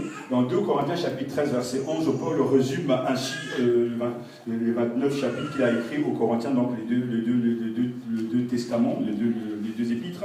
Au reste, aux frères, tendez à la perfection. Et il termine donc sa lettre en leur disant qu'ils doivent être adultes de 2 Corinthiens chapitre 7, verset 1. On peut aussi voir ça, mais bon. C'est simplement ce chapitre qui est important, justement. Il exhorte les croyants à tendre vers à la perfection. Et vous savez très bien, maintenant vous savez, puisque vous avez cette quand même connaissance biblique, qu'à Corinthe, il y avait des problèmes. L'immaturité battait son plein, les partis pris, les divisions, problèmes d'immoralité, tout était là. Mais Paul, pourtant, quand il va terminer ces 2 lettres, qui étaient quand même des lettres assez sévères, où il exhorte et il dit au reste, aux frères, tendez à la perfection. Vous êtes immature, mais il ne faut pas s'arrêter là, il ne faut pas stationner là. Il faut tendre à la perfection. Donc, ça veut dire que vous devez avoir une bonne relation avec le Seigneur. Et d'ailleurs, vous verrez bien que si les Corinthiens avaient une bonne relation avec le Seigneur, il n'y aura pas tous ces problèmes. Parce que celui qui disait que moi je suis pour Apollos, moi je suis pour Paul, et moi je suis pour Jésus, tout le monde avait tort. Parce que Jésus n'était pas divisé, Jésus n'est pas en 1000 morceaux, Jésus est un. Donc, il leur dit de tendre vers la perfection. Pour Paul, justement, c'est cette relation avec le Seigneur. Et on poursuit. Et ce que nous demandons dans nos prières, c'est votre perfectionnement. Au reste, frères, soyez dans la joie, perfectionnez-vous, consolez-vous, et un même sentiment, vivez en paix, et le Dieu d'amour et de paix sera avec vous. Voilà ce qu'il est en train de leur dire. Ce que nous demandons. C'est ce que nous faisons aussi pour vous. Si on vous le dit, si je vous le dis, c'est pour vous encourager. C'est la prière que nous faisons monter toujours à Dieu, que Dieu vous perfectionne. Que vous soyez adulte, que vous grandissiez vraiment avec tout ce que vous entendez, tout ce que vous recevez, atteindre cette maturité, cet équilibre. Vous devrez être capable, aujourd'hui, certains, après donc 5 ans, 10 ans dans cette assemblée, de discerner ce qui est spirituel et ce qui ne l'est pas. D'être capable de reconnaître une prédication biblique, d'être capable de juger d'une vraie prophétie. Vous êtes capable de donner un message d'évangélisation, évangéliser quelqu'un avec les versets bibliques à l'appui. Vous devez être capable de faire ces choses-là. Vous devez être capable de discerner si la louange est selon l'esprit ou pas, ou l'adoration touche le cœur de Dieu, parce que vous avez été enseigné. Mais quand l'enseignement arrive, quand on jette l'enseignement, avec quoi on va juger? On revient à Acte 6, choisissez parmi vous cet homme rempli du Saint-Esprit de foi, mais sur quelle base? Je ne sais même pas qui dit. Quand j'étais petit, là c'est pour le sourire, il y avait toujours chez ma tante, qui est de la gloire maintenant, et avec mon tonton, il recevait toujours un pasteur. Et quand il venait ce pasteur, moi j'étais petit quand même comme ça, 3 pommes là, il était souvent comme ça. Et quand il priait, il m'avait marqué. Zambitata. C'est pas pour me moquer les deux, c'est parce que ça m'a marqué. Il était là, Zambitata. Et puis il disait rien. Et puis il reprend. Alors moi, quand j'entendais ma tante, je me suis dit, ah, c'est pas ça, parce que disait, il est vraiment un homme de l'esprit. Après, donc moi, j'ai commencé à aussi limiter. Quand je me retrouvais, tout ça, donc je marche comme ça. On voit que le Seigneur a beaucoup d'humour. Hein. Il a oublié ce genre de choses. Mais parce qu'il m'avait affecté. J'étais petit, je voulais comprendre à quoi ressemble un homme rempli du Saint-Esprit. Et j'étais là en train d'étudier les gestes. Donc, des fois, quand je marchais, je prenais ma Bible sur ma chute.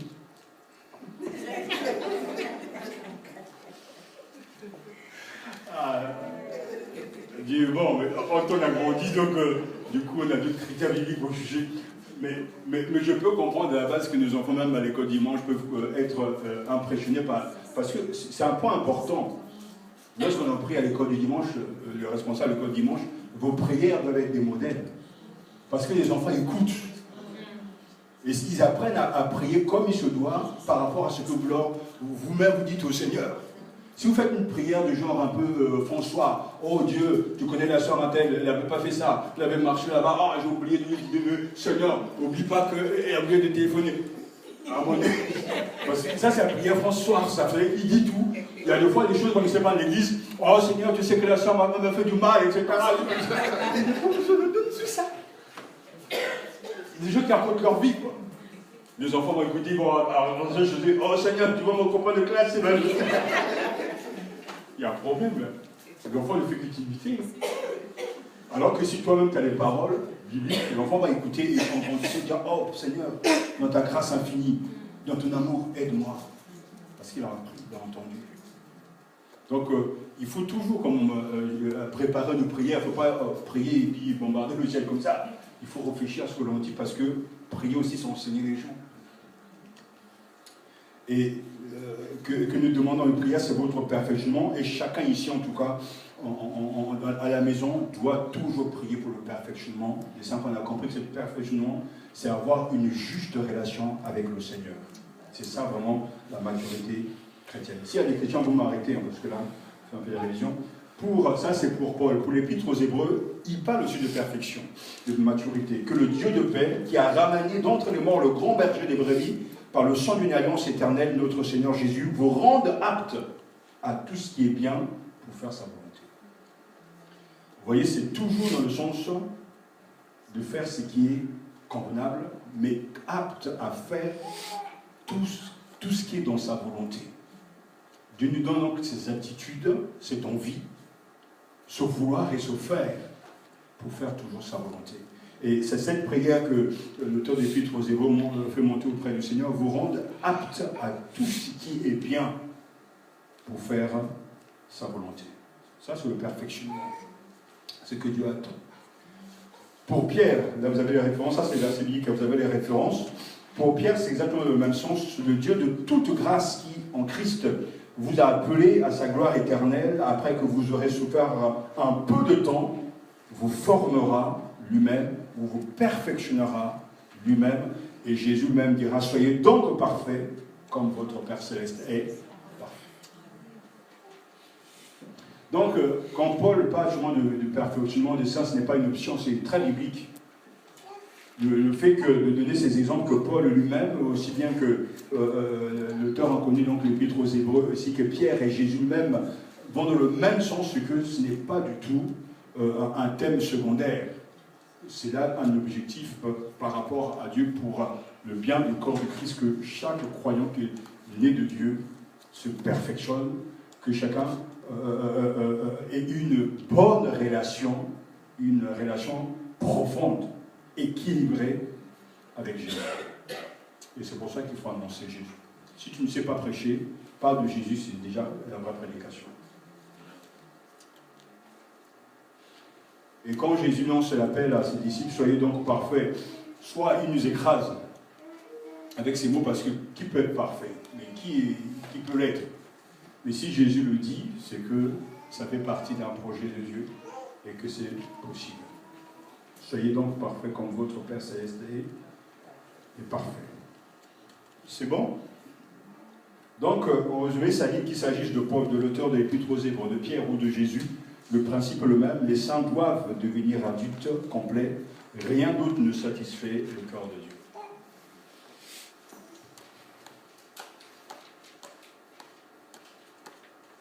Alors de quoi s'agit-il? Puisque nous sommes dans cette phase d'ajustement, de perfectionnement, et que Dieu nous prépare à cela, on va essayer de définir et de compléter cette définition, de comprendre ce qu'est ce perfectionnement, parce que là on a vu ces affirmations bibliques, mais nous allons donc revenir à Éphésiens chapitre 4, verset 11.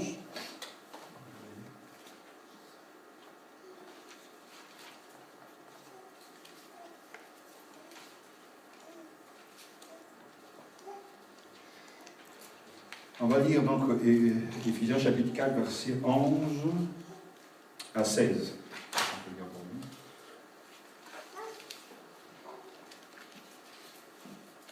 C'est lui qui a fait don de certains comme apôtres, d'autres comme prophètes, d'autres comme évangélistes et d'autres encore comme pasteurs et enseignants. Il a fait don de ces hommes pour que ceux qui appartiennent à Dieu soient rendus aptes à accomplir leur service en vue de la construction du corps du Christ.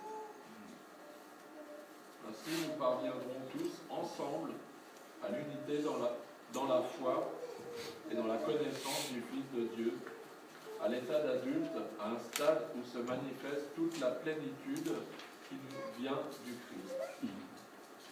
De cette manière, nous ne serons plus des petits enfants ballottés comme des barques par les vagues, emportés ça et là par le vent, de toutes sortes d'enseignements, à la merci d'hommes habiles à entraîner les autres dans l'erreur. Au contraire, en exprimant la vérité dans l'amour, nous grandirons à tous égards vers celui qui est la tête, le Christ.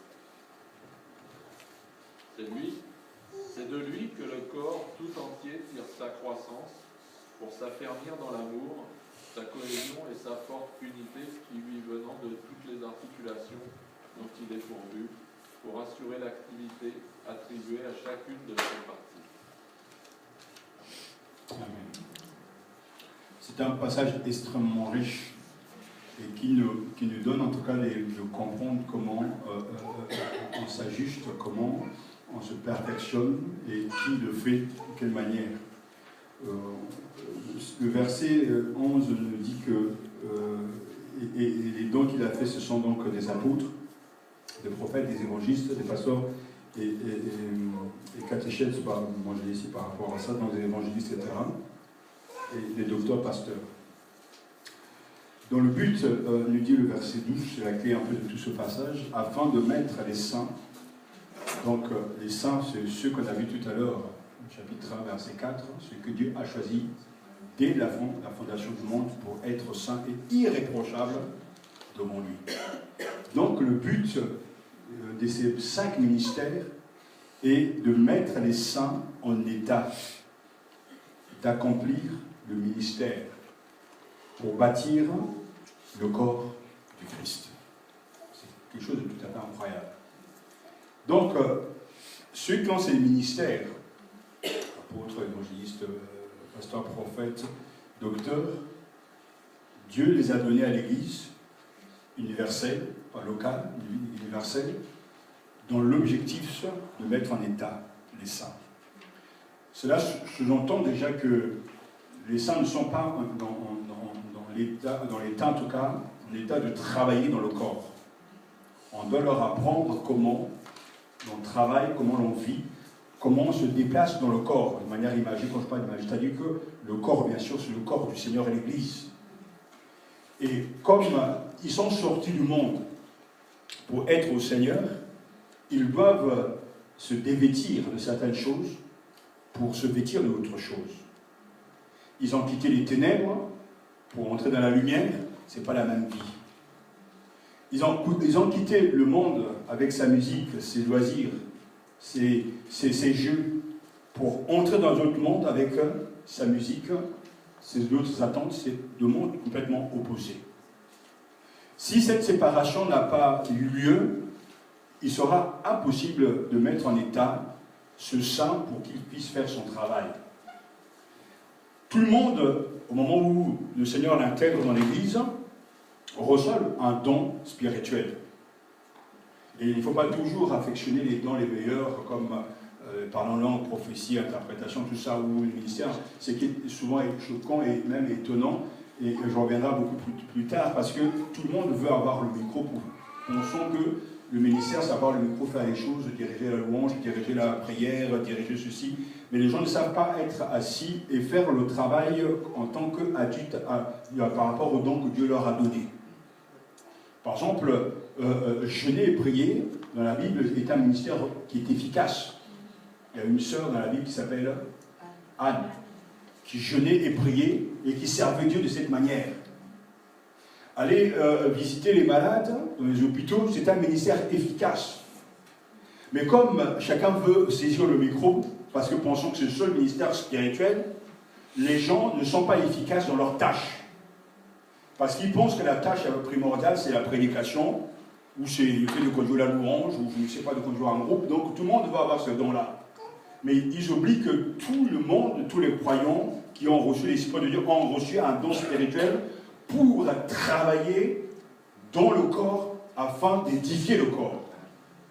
Maintenant, ce don, on en a parlé, mais on le découvre toujours lorsque on prend à cœur l'intérêt général. Parce qu'aucun don n'est valable et ne sera jamais reconnu si d'abord tu n'aimes pas l'Église et tu ne veux pas servir Dieu. Parce que ton don se manifestera quand tu auras à cœur l'œuvre du Seigneur. Mais même si tu prends conscience de ton don, ce don, il faut le mettre en état de fonctionner comme il se doit. Tout à l'heure, j'ai pris l'exemple de la prophétie. Quelqu'un qui a la prophétie, qui ne connaît pas la Bible, pourra dire des bêtises et pourra induire les gens en erreur. Quelqu'un qui a la prophétie et qui ne sait pas discerner justement la volonté de Dieu dans la Bible, il ne saura pas conduire les gens vers le Seigneur parce qu'il pourra les conduire vers lui. Il va les rendre dépendants de la parole prophétique, mais ils ne seront jamais adultes. C'est un des drames de l'Église évangélique du Congo. On a eu des prophètes, les gens ne peuvent plus de se passer des prophètes qui parlent au nom du Seigneur et qui malheureusement, quelquefois, ont pris la place de l'autorité des Écritures. Au lieu que la prophétie, justement, soit utilisée pour attirer les âmes vers Jésus, la prophétie est devenue un moyen d'attirer les gens vers un pasteur ou vers un évangéliste ou vers un prophète. Donc, j'ai vu moi-même, je l'ai vécu de propre yeux, c'est-à-dire que vous ouvrez la Bible pour dire, voilà ce que la Bible dit, mais dès que le prophète se lève pour dire, ah, Dieu m'a montré, Dieu m'a dit ceci, tout le monde écoute avec beaucoup d'attention le prophète, mais ils n'écoutent pas la parole de Dieu, parce qu'ils sont devenus dépendants d'une parole publique, d'une parole audible. Alors que la majorité, parce qu'on sait bien que pourtant la Bible est très claire, que les prophéties vont cesser, les paroles en langue vont cesser, tout ça, ça va cesser. Dans la gloire, il n'y aura que les gens matures qui ont vécu avec le Seigneur. Mais comme on n'éduque pas les gens à dépendre de Dieu, il aurait même été nécessaire que Dieu s'arrête de parler, qu'il cesse de donner des dons spirituels, pour que les gens apprennent à lire la Bible et discerner la volonté de Dieu en lisant la Bible. Et là, l'Église aura grandi. Et comme l'Église, les gens vont grandir spirituellement parlant, ils auront et la Bible comme source principale, mais ils auront aussi le don de prophétie pour les édifier. Mais ça ne sera pas inversé. Et ça a créé une division, une tension de manière à fonctionner l'Église, parce que même dans ma propre famille, une fois, je leur dis, mais ce que j'ai eu à parler à des membres de ma famille, voilà, mais on était chez le pasteur, chez le prophète, il a dit ceci, mais le prophète, c'est pas Dieu, il n'est pas Dieu, il n'est pas au-dessus de la parole de Dieu. La Bible dit ceci. Mais on a négligé cette prophétie-là, et c'est devenu un drame. C'est pour ça que ce soit les charismes que Dieu nous donne, il faut nous soumettre aux 5 ministères pour être en état de bien faire ce travail. On ne va pas confier à un enfant de 10 ans, je ne sais pas moi, une Ferrari, une BMW. Non, ce n'est pas possible. Il va se tuer avec. Mais un enfant de 10 ans, on va lui confier donc un vélo, une auto adaptée à son âge. Parce que ça, sinon on va le tuer. C'est que, je suis en train de vous dire, c'est que ce perfectionnement dans sa vie est très important, parce que si, non, on risque d'être en contradiction avec Dieu, on peut même créer une secte. Parce que Jésus ne sera pas au centre de tout. Ce qui fait que c'est bien que les gens s'attachent à nous, aux responsables, mais ils ne doivent pas s'attacher aux responsables pour s'attacher à eux en tant que, in fine, comme étant la fin de tout. Ils doivent s'attacher au Seigneur et à leurs frères et sœurs. Parce que ce n'est pas l'homme qui sauve, c'est Dieu qui sauve. Et quand on a grandi spirituellement, on va se rendre compte que pour telle prophétie, pour telle autre... Si je prends la prophétie parce que c'est d'abord... Paul en parle plus que tout, parce que pour beaucoup dans l'église à Corinthe, ils pensaient que c'était les seuls dons spirituels, le parler en langue et la prophétie et l'interprétation. Pour eux, c'était ça qui était spirituel. D'où l'importance du monde. Il va prendre le temps de leur montrer qu'il y a d'autres dons, il y a une diversité de manifestations, il y a d'autres grâces. C'est qu'il y a toute une culture qui fait qu'aujourd'hui, on en souffre profondément, même dans les églises comme dans la société. On parle souvent, je prends des exemples concrets, c'est-à-dire, des fois on parle que du problème du chômage en France, mais je disais à quelqu'un que, mais rien que dans le cursus des étudiants universitaires, il y a une manière de penser qui n'est pas déjà, qu'il faut revoir. Dans nos pays, par exemple, francophones, qui s'adaptent à la France, les gens, pour parler de réussite, quand les parents sont là, ils vont dire, par exemple, à leurs enfants, tu dois faire Sciences Éco, tu dois faire du droit, tu dois faire des études d'ingénieur. Mais à aucun moment, un parent va dire à leur enfant, si tu as le don d'être mécanicien, sois un bon mécanicien. Si tu as le don d'être un musicien, sois un bon musicien. Si tu veux faire de la peinture, fais de la peinture. Chez nous, tu ne peux pas parler comme ça.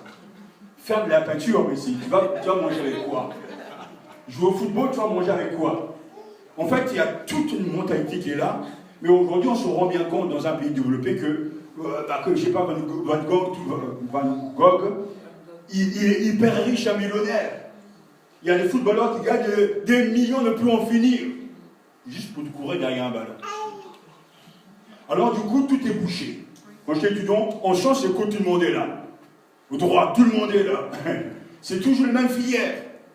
Mais justement, le problème français, il est là. Ce qu'on arrive à faire aux États-Unis, en Allemagne, c'est clair, je l'ai vu, c'est-à-dire qu'on n'arrive pas à valoriser les autres métiers. On n'arrive pas à dire aux mécaniciens, aux plombiers, aux sages-femmes, aux femmes de ménage. Tout ça, c'est important parce que tout ça, c'est la société, constitue la société.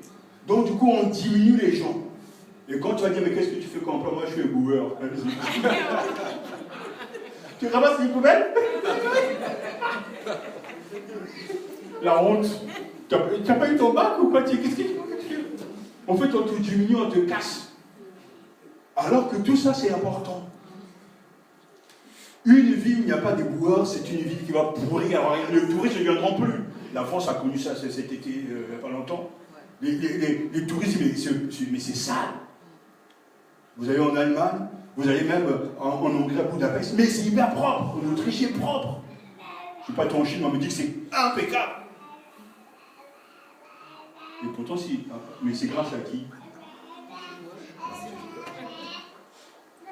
Donc, en fait, on est arrivé où on a hiérarchisé des métiers, on sous-estime les gens, on les écrase. Et ça ne marche pas. Alors qu'il y a aujourd'hui, il y a vraiment il y a des emplois qui cherchent la main-d'œuvre, mais il n'y en a pas. Hier, par exemple, pasteur, hier, ils en ont parlé aux informations parce qu'ils ont demandé à Pôle emploi que les gens qualifient les gens, quoi, parce qu'il y a un manque dans certains domaines. Oui, il y en a beaucoup. Tu as raison de le dire, parce qu'en fait, on le constate depuis longtemps. Et aujourd'hui, par exemple, j'ai un ami qui est couvreur, mais il gagne bien sa vie. Mais on va me dire, mais oui, mais c'est pas un métier intellectuel. Parce que sinon on va dire, oh, on veut parler le français. On est content, on est fier. Mais votre enfant va venir vous dire, mais hey, papa, maman, je veux faire du foot, je veux du joueur de football. Non. Mon fils, tu vas sur la télé. Qui t'a mis ça? Où l'enfant commence à gribouiller, à faire un peu la peinture, fait des dessins, tu te dis, ah, c'est bien. Mais ça, c'est pour la maison, mon fils. Et en fait, cette manière de penser, c'est cette manière qu'on transpose maintenant à l'Église. On a sous-estimé des dons. Pourquoi est-ce qu'on donne la valeur au fait quand même qu'il y a des frères ici qui vont donner la main pour le ménage, vont acheter des serpillères, des balais, etc. Mais parce que tout ça, c'est important. Au dernier jour, moi, nous et eux, on aura la même chose. Parce que tout le monde ne sera pas prédicateur. Ce n'est pas la volonté de Dieu. Mais chacun à sa place, il fait ce qu'il doit faire de tout son cœur. Et on ne doit pas minimiser les dons, parce qu'il n'y a pas de petits dons ou de grands dons. Tout est important dans le corps. Alors ne cherchez pas à avoir le micro. Soyez efficace dans votre talent, votre don, développez là où vous êtes. C'est le but justement de grandir. Mais, ouais, mais moi je n'ai qu'un petit don, je dois aller... Aux États-Unis, dans une église que je connais, ça dit que l'église a grandi et de cette croissance est né des ministères. C'est-à-dire qu'au départ, ils avaient le pasteur, le groupe pastoral, qui était payé par l'église, mais comme l'église grandissait et que les gens grandissaient, les ministères naissaient au travers du ministère du groupe pastoral, et du coup, dans l'église, il y a un département pour les handicapés, il y a un département service de bus pour les personnes âgées, il y a un département pour les visites aux hôpitaux. En fait, tout s'est développé comme ça parce que chacun a su rester à sa place en grandissant.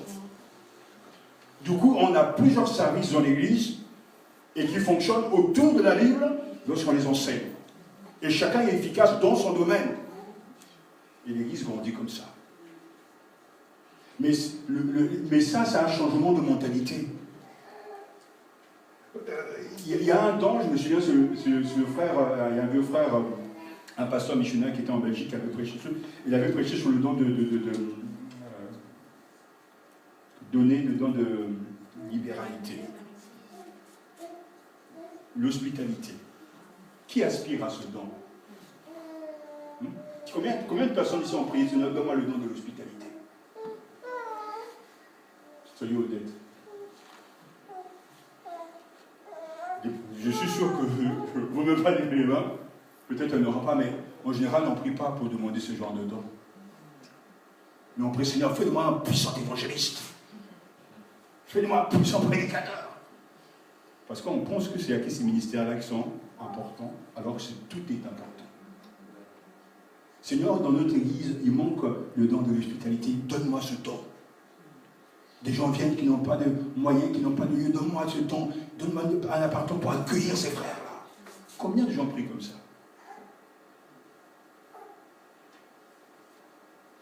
Parce que nous sommes dans cet état d'enfantillage, on n'a pas grandi. Être dans l'état de servir. Mais servira. Pas se servir, mais servir les autres. C'est là le but, l'objectif des 5 ministères, enseigner aux gens à servir les autres. Et c'est pour ça qu'il n'y aura jamais de frein de notre part, parce qu'on a accompagné le frère Brice.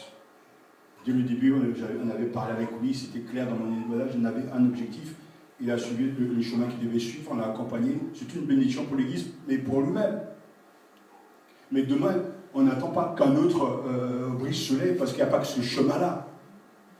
Mais que quelqu'un se lève et dit, voilà, pasteur, ou bien, vraiment, je ressens le besoin vraiment de visiter les handicapés. Ça me tient à cœur parce que Dieu travaille dans mon esprit.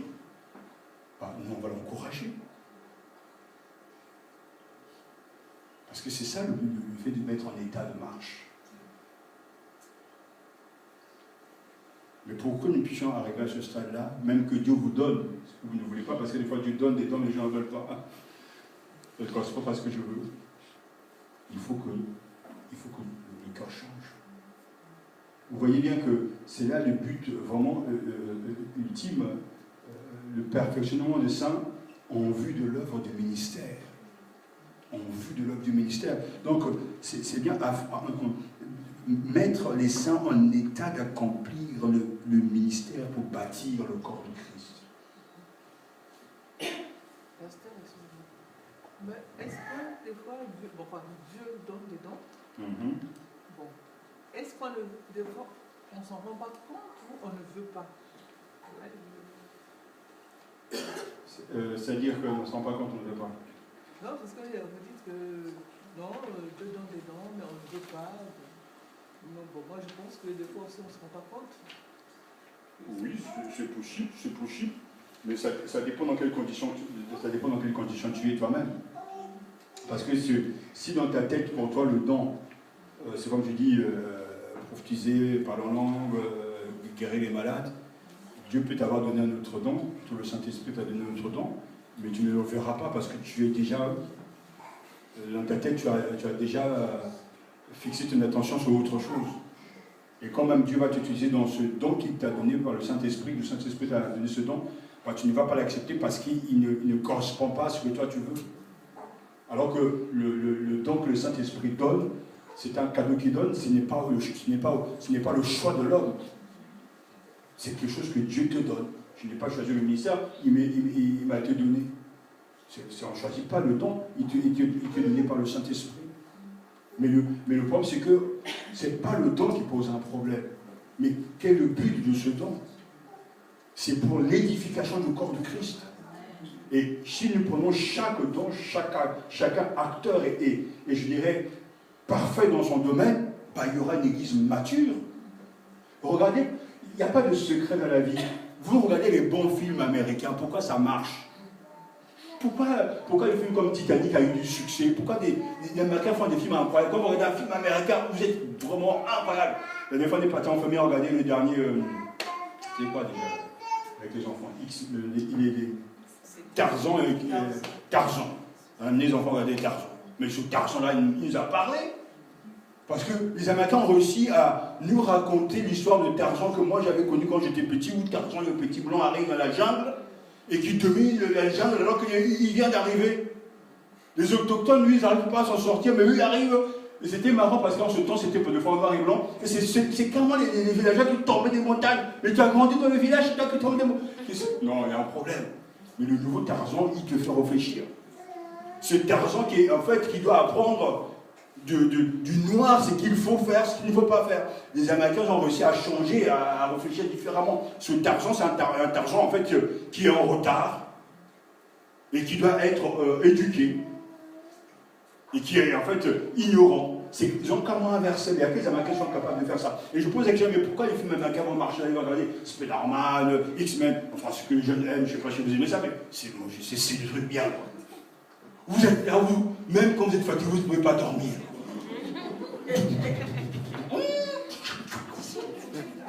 Je me souviens, parce que ça te prend. Mais allez voir un film français. Des fois, la caméra reste pendant 1 heure, ça j'exagère, sur l'acteur. Qu'est-ce qu'il va faire? Qu'est-ce qu'il va faire? Qu'est-ce qu'il va faire? Tu ne sais pas. Et c'est pas moi qui le dis, les chiffres sont là. Parce que ce n'est pas le même cinéma, mais pourquoi est-ce que les Américains sont forts? Mais regardez à la fin du film, défiler les noms. Meilleur ingénieur de son, meilleur cadreur, meilleur ingénieur de lumière, etc. Ils ont que les meilleurs. Et quand vous prenez le meilleur ingénieur de son, le meilleur caméraman, le meilleur scripteur, tout ça, vous les mettez ensemble, ça fait un bon film. Mais il faut regarder une fois un film français, réalisateur X, Dupont, son X, Dupont. Là, j'exagère, mais c'est caricatural, mais c'est ce qui se passe réellement. Parce que pour faire même un film comme par exemple Titanic, ça va prendre des années, mais ils vont vraiment bosser. Ils vont mettre de l'argent, ils vont gagner beaucoup. Il n'y a pas de secret. Pourquoi c'est cette sagesse que nous devons nous prendre dans l'église, c'est que si dans l'église tout le monde a sa place et que chacun agisse selon le don que Dieu lui a donné, mais il n'y aura pas de manque. Et tout le monde va atteindre l'objectif. Alors les gens ne vont pas dire, voilà, tiens, mais moi je vais aller jouer de la guitare. Mais ce n'est pas ton don. Tu peux aider de temps en temps, mais ce n'est pas ta place. Alors de temps en temps, parce que le guitariste n'est pas là, Dieu va te donner la grâce de jouer, ça va faire du bien. Mais quitte cette place, c'est pas ta place. Moi, je veux rester là, je vais jouer. On m'a vu là-bas, ouais, David, je suis là, je joue. Mais on n'a pas besoin de te voir, c'est pas ta place. Vous comprenez ce que je viens de dire? C'est ça le problème. On ne grandit pas. Il y a des ministères qui sont visibles, il y en a d'autres qui ne sont pas visibles. Anne priait, Anne jeûnait, et Dieu bénissait, et Dieu la voyait parce qu'elle servait Dieu dans le tout. Ça me rappelle ma première église à Paris. Il y avait une femme, elle venait tout le temps balayer l'église très tôt, avant que tout le monde arrive. Et elle ne voulait pas que d'autres personnes viennent balayer. Pour elle, c'est ce que le Seigneur lui a donné comme ministère dans l'église, balayer. Et pendant des années, elle a fait ça. Et je sais que le Seigneur la bénira en conséquence aussi. Amen. C'est tellement vrai parce qu'il y a des gens, même balayer l'église, c'est pour eux, voilà, c'est insignifiant, c'est un fardeau. Alors que. Non, tu me vois balayer l'église, moi? L'homme de Dieu, moi, l'homme de Dieu. Non, mais c'est vrai que, voilà. C'est vrai qu'en général, on veut toujours avoir le micro et tout, mais pour prophétiser, mais vraiment, le Seigneur voit tout ce que nous faisons dans les moindres détails. Amen. Voilà. Et ça, tout ça, c'est vraiment un bel exemple parce qu'il y aura beaucoup à dire, hein, c'est vrai. Mais moi, je pense à ma mère, mais chez nous, il y avait des fois, les mamans allaient au champ, travailler le champ pour gagner un peu d'argent pour l'église. Mais elles allaient de tout leur cœur, parce que c'était pour la gloire de Dieu. Mais aujourd'hui, les gens même disent, mais tu vas venir ranger les chaises, viens plutôt pour ranger les chaises, viens pour... il faut passer l'annonce. Des fois, on dit, hey, pasteur, passez l'annonce pour que les gens restent sur le ménage. Mais pourquoi? Tout le monde devait le faire avec joie. Parce que c'est d'abord un lieu commun. Mais on ne voit pas le service pour Dieu. J'ai avec moi à la maison, j'ai la Bible que Bilgram a signée. Et il remerciait le Seigneur et il remerciait parce qu'on a collaboré à l'œuvre de Dieu. Nous, pendant un an, on était à nous en train de préparer sa campagne d'évangélisation à Bercy. Il est venu. Et ça m'a beaucoup touché parce que ça fait partie de ses principes. Il vient rencontrer chacun de ceux qui ont travaillé à l'œuvre. Il est venu donc me serrer la main, tout un chacun. Et je n'oublierai jamais ce jour parce que la première question qu'il m'a posée, ce n'est pas savoir, etc. Il m'a dit, mais comment tu vas, qui es-tu, de quel pays es-tu? Il s'intéressait à moi. Et ça, j'ai dit, mais c'est vraiment un homme de Dieu, un grand homme de Dieu, parce qu'il n'est pas là en train d'évangéliser, mais il était capable de se lever pour prendre le temps de venir s'adresser à tout un chacun à titre personnel. Et un des pasteurs, je me souviens, dans une campagne, Bilgram va descendre carrément, pourtant, parce que c'est le plus grand évangile de tous les temps, on ne peut pas dire autrement. Il va se lever pour remercier tous ceux qui étaient en train de mettre les chaises dans l'église. Parce que si tu ne mets pas les chaises, où est-ce qu'on va faire un culte? Tout ça, c'est important. Mais aujourd'hui, on est surchargé parce qu'on doit s'occuper du ménage. On doit veiller à ce que tout le monde va du ménage. On doit, etc. Il faut mettre les chaises. Je connais l'église où le pasteur était tellement vieux que c'est lui carrément tous ceux qui étaient en train de visser les chaises au sol. Alors que les jeunes s'étaient tous partis, tout le monde était parti parce que bon, j'ai besoin de programme. C'est terrible ça. Tout est important. Mais il faut que tout le monde ait cette vision que c'est un tout. C'est un tout. On sert le Seigneur dans l'église. Et quand cela sera clair, il n'y aura pas... Il y a plein de choses qui vont se mettre automatiquement en place. Le respect de l'œuvre, le respect, la participation au culte, tout ça ne se dira plus parce que les gens ont compris pourquoi ça existe. Parce que ce n'est pas une fin en soi de venir. C'est qu'un moyen pour atteindre un but plus élevé. Que Dieu vous bénisse. Réfléchissez sur ces choses et que nous puissions être vraiment au service du Seigneur en répondant à ces choses prochainement. Et priez que vous soyez saisis par cet objectif. Être en état de marche, être en état de faire les choses pour la gloire de Dieu. Amen. On se lève pour rendre grâce au Seigneur.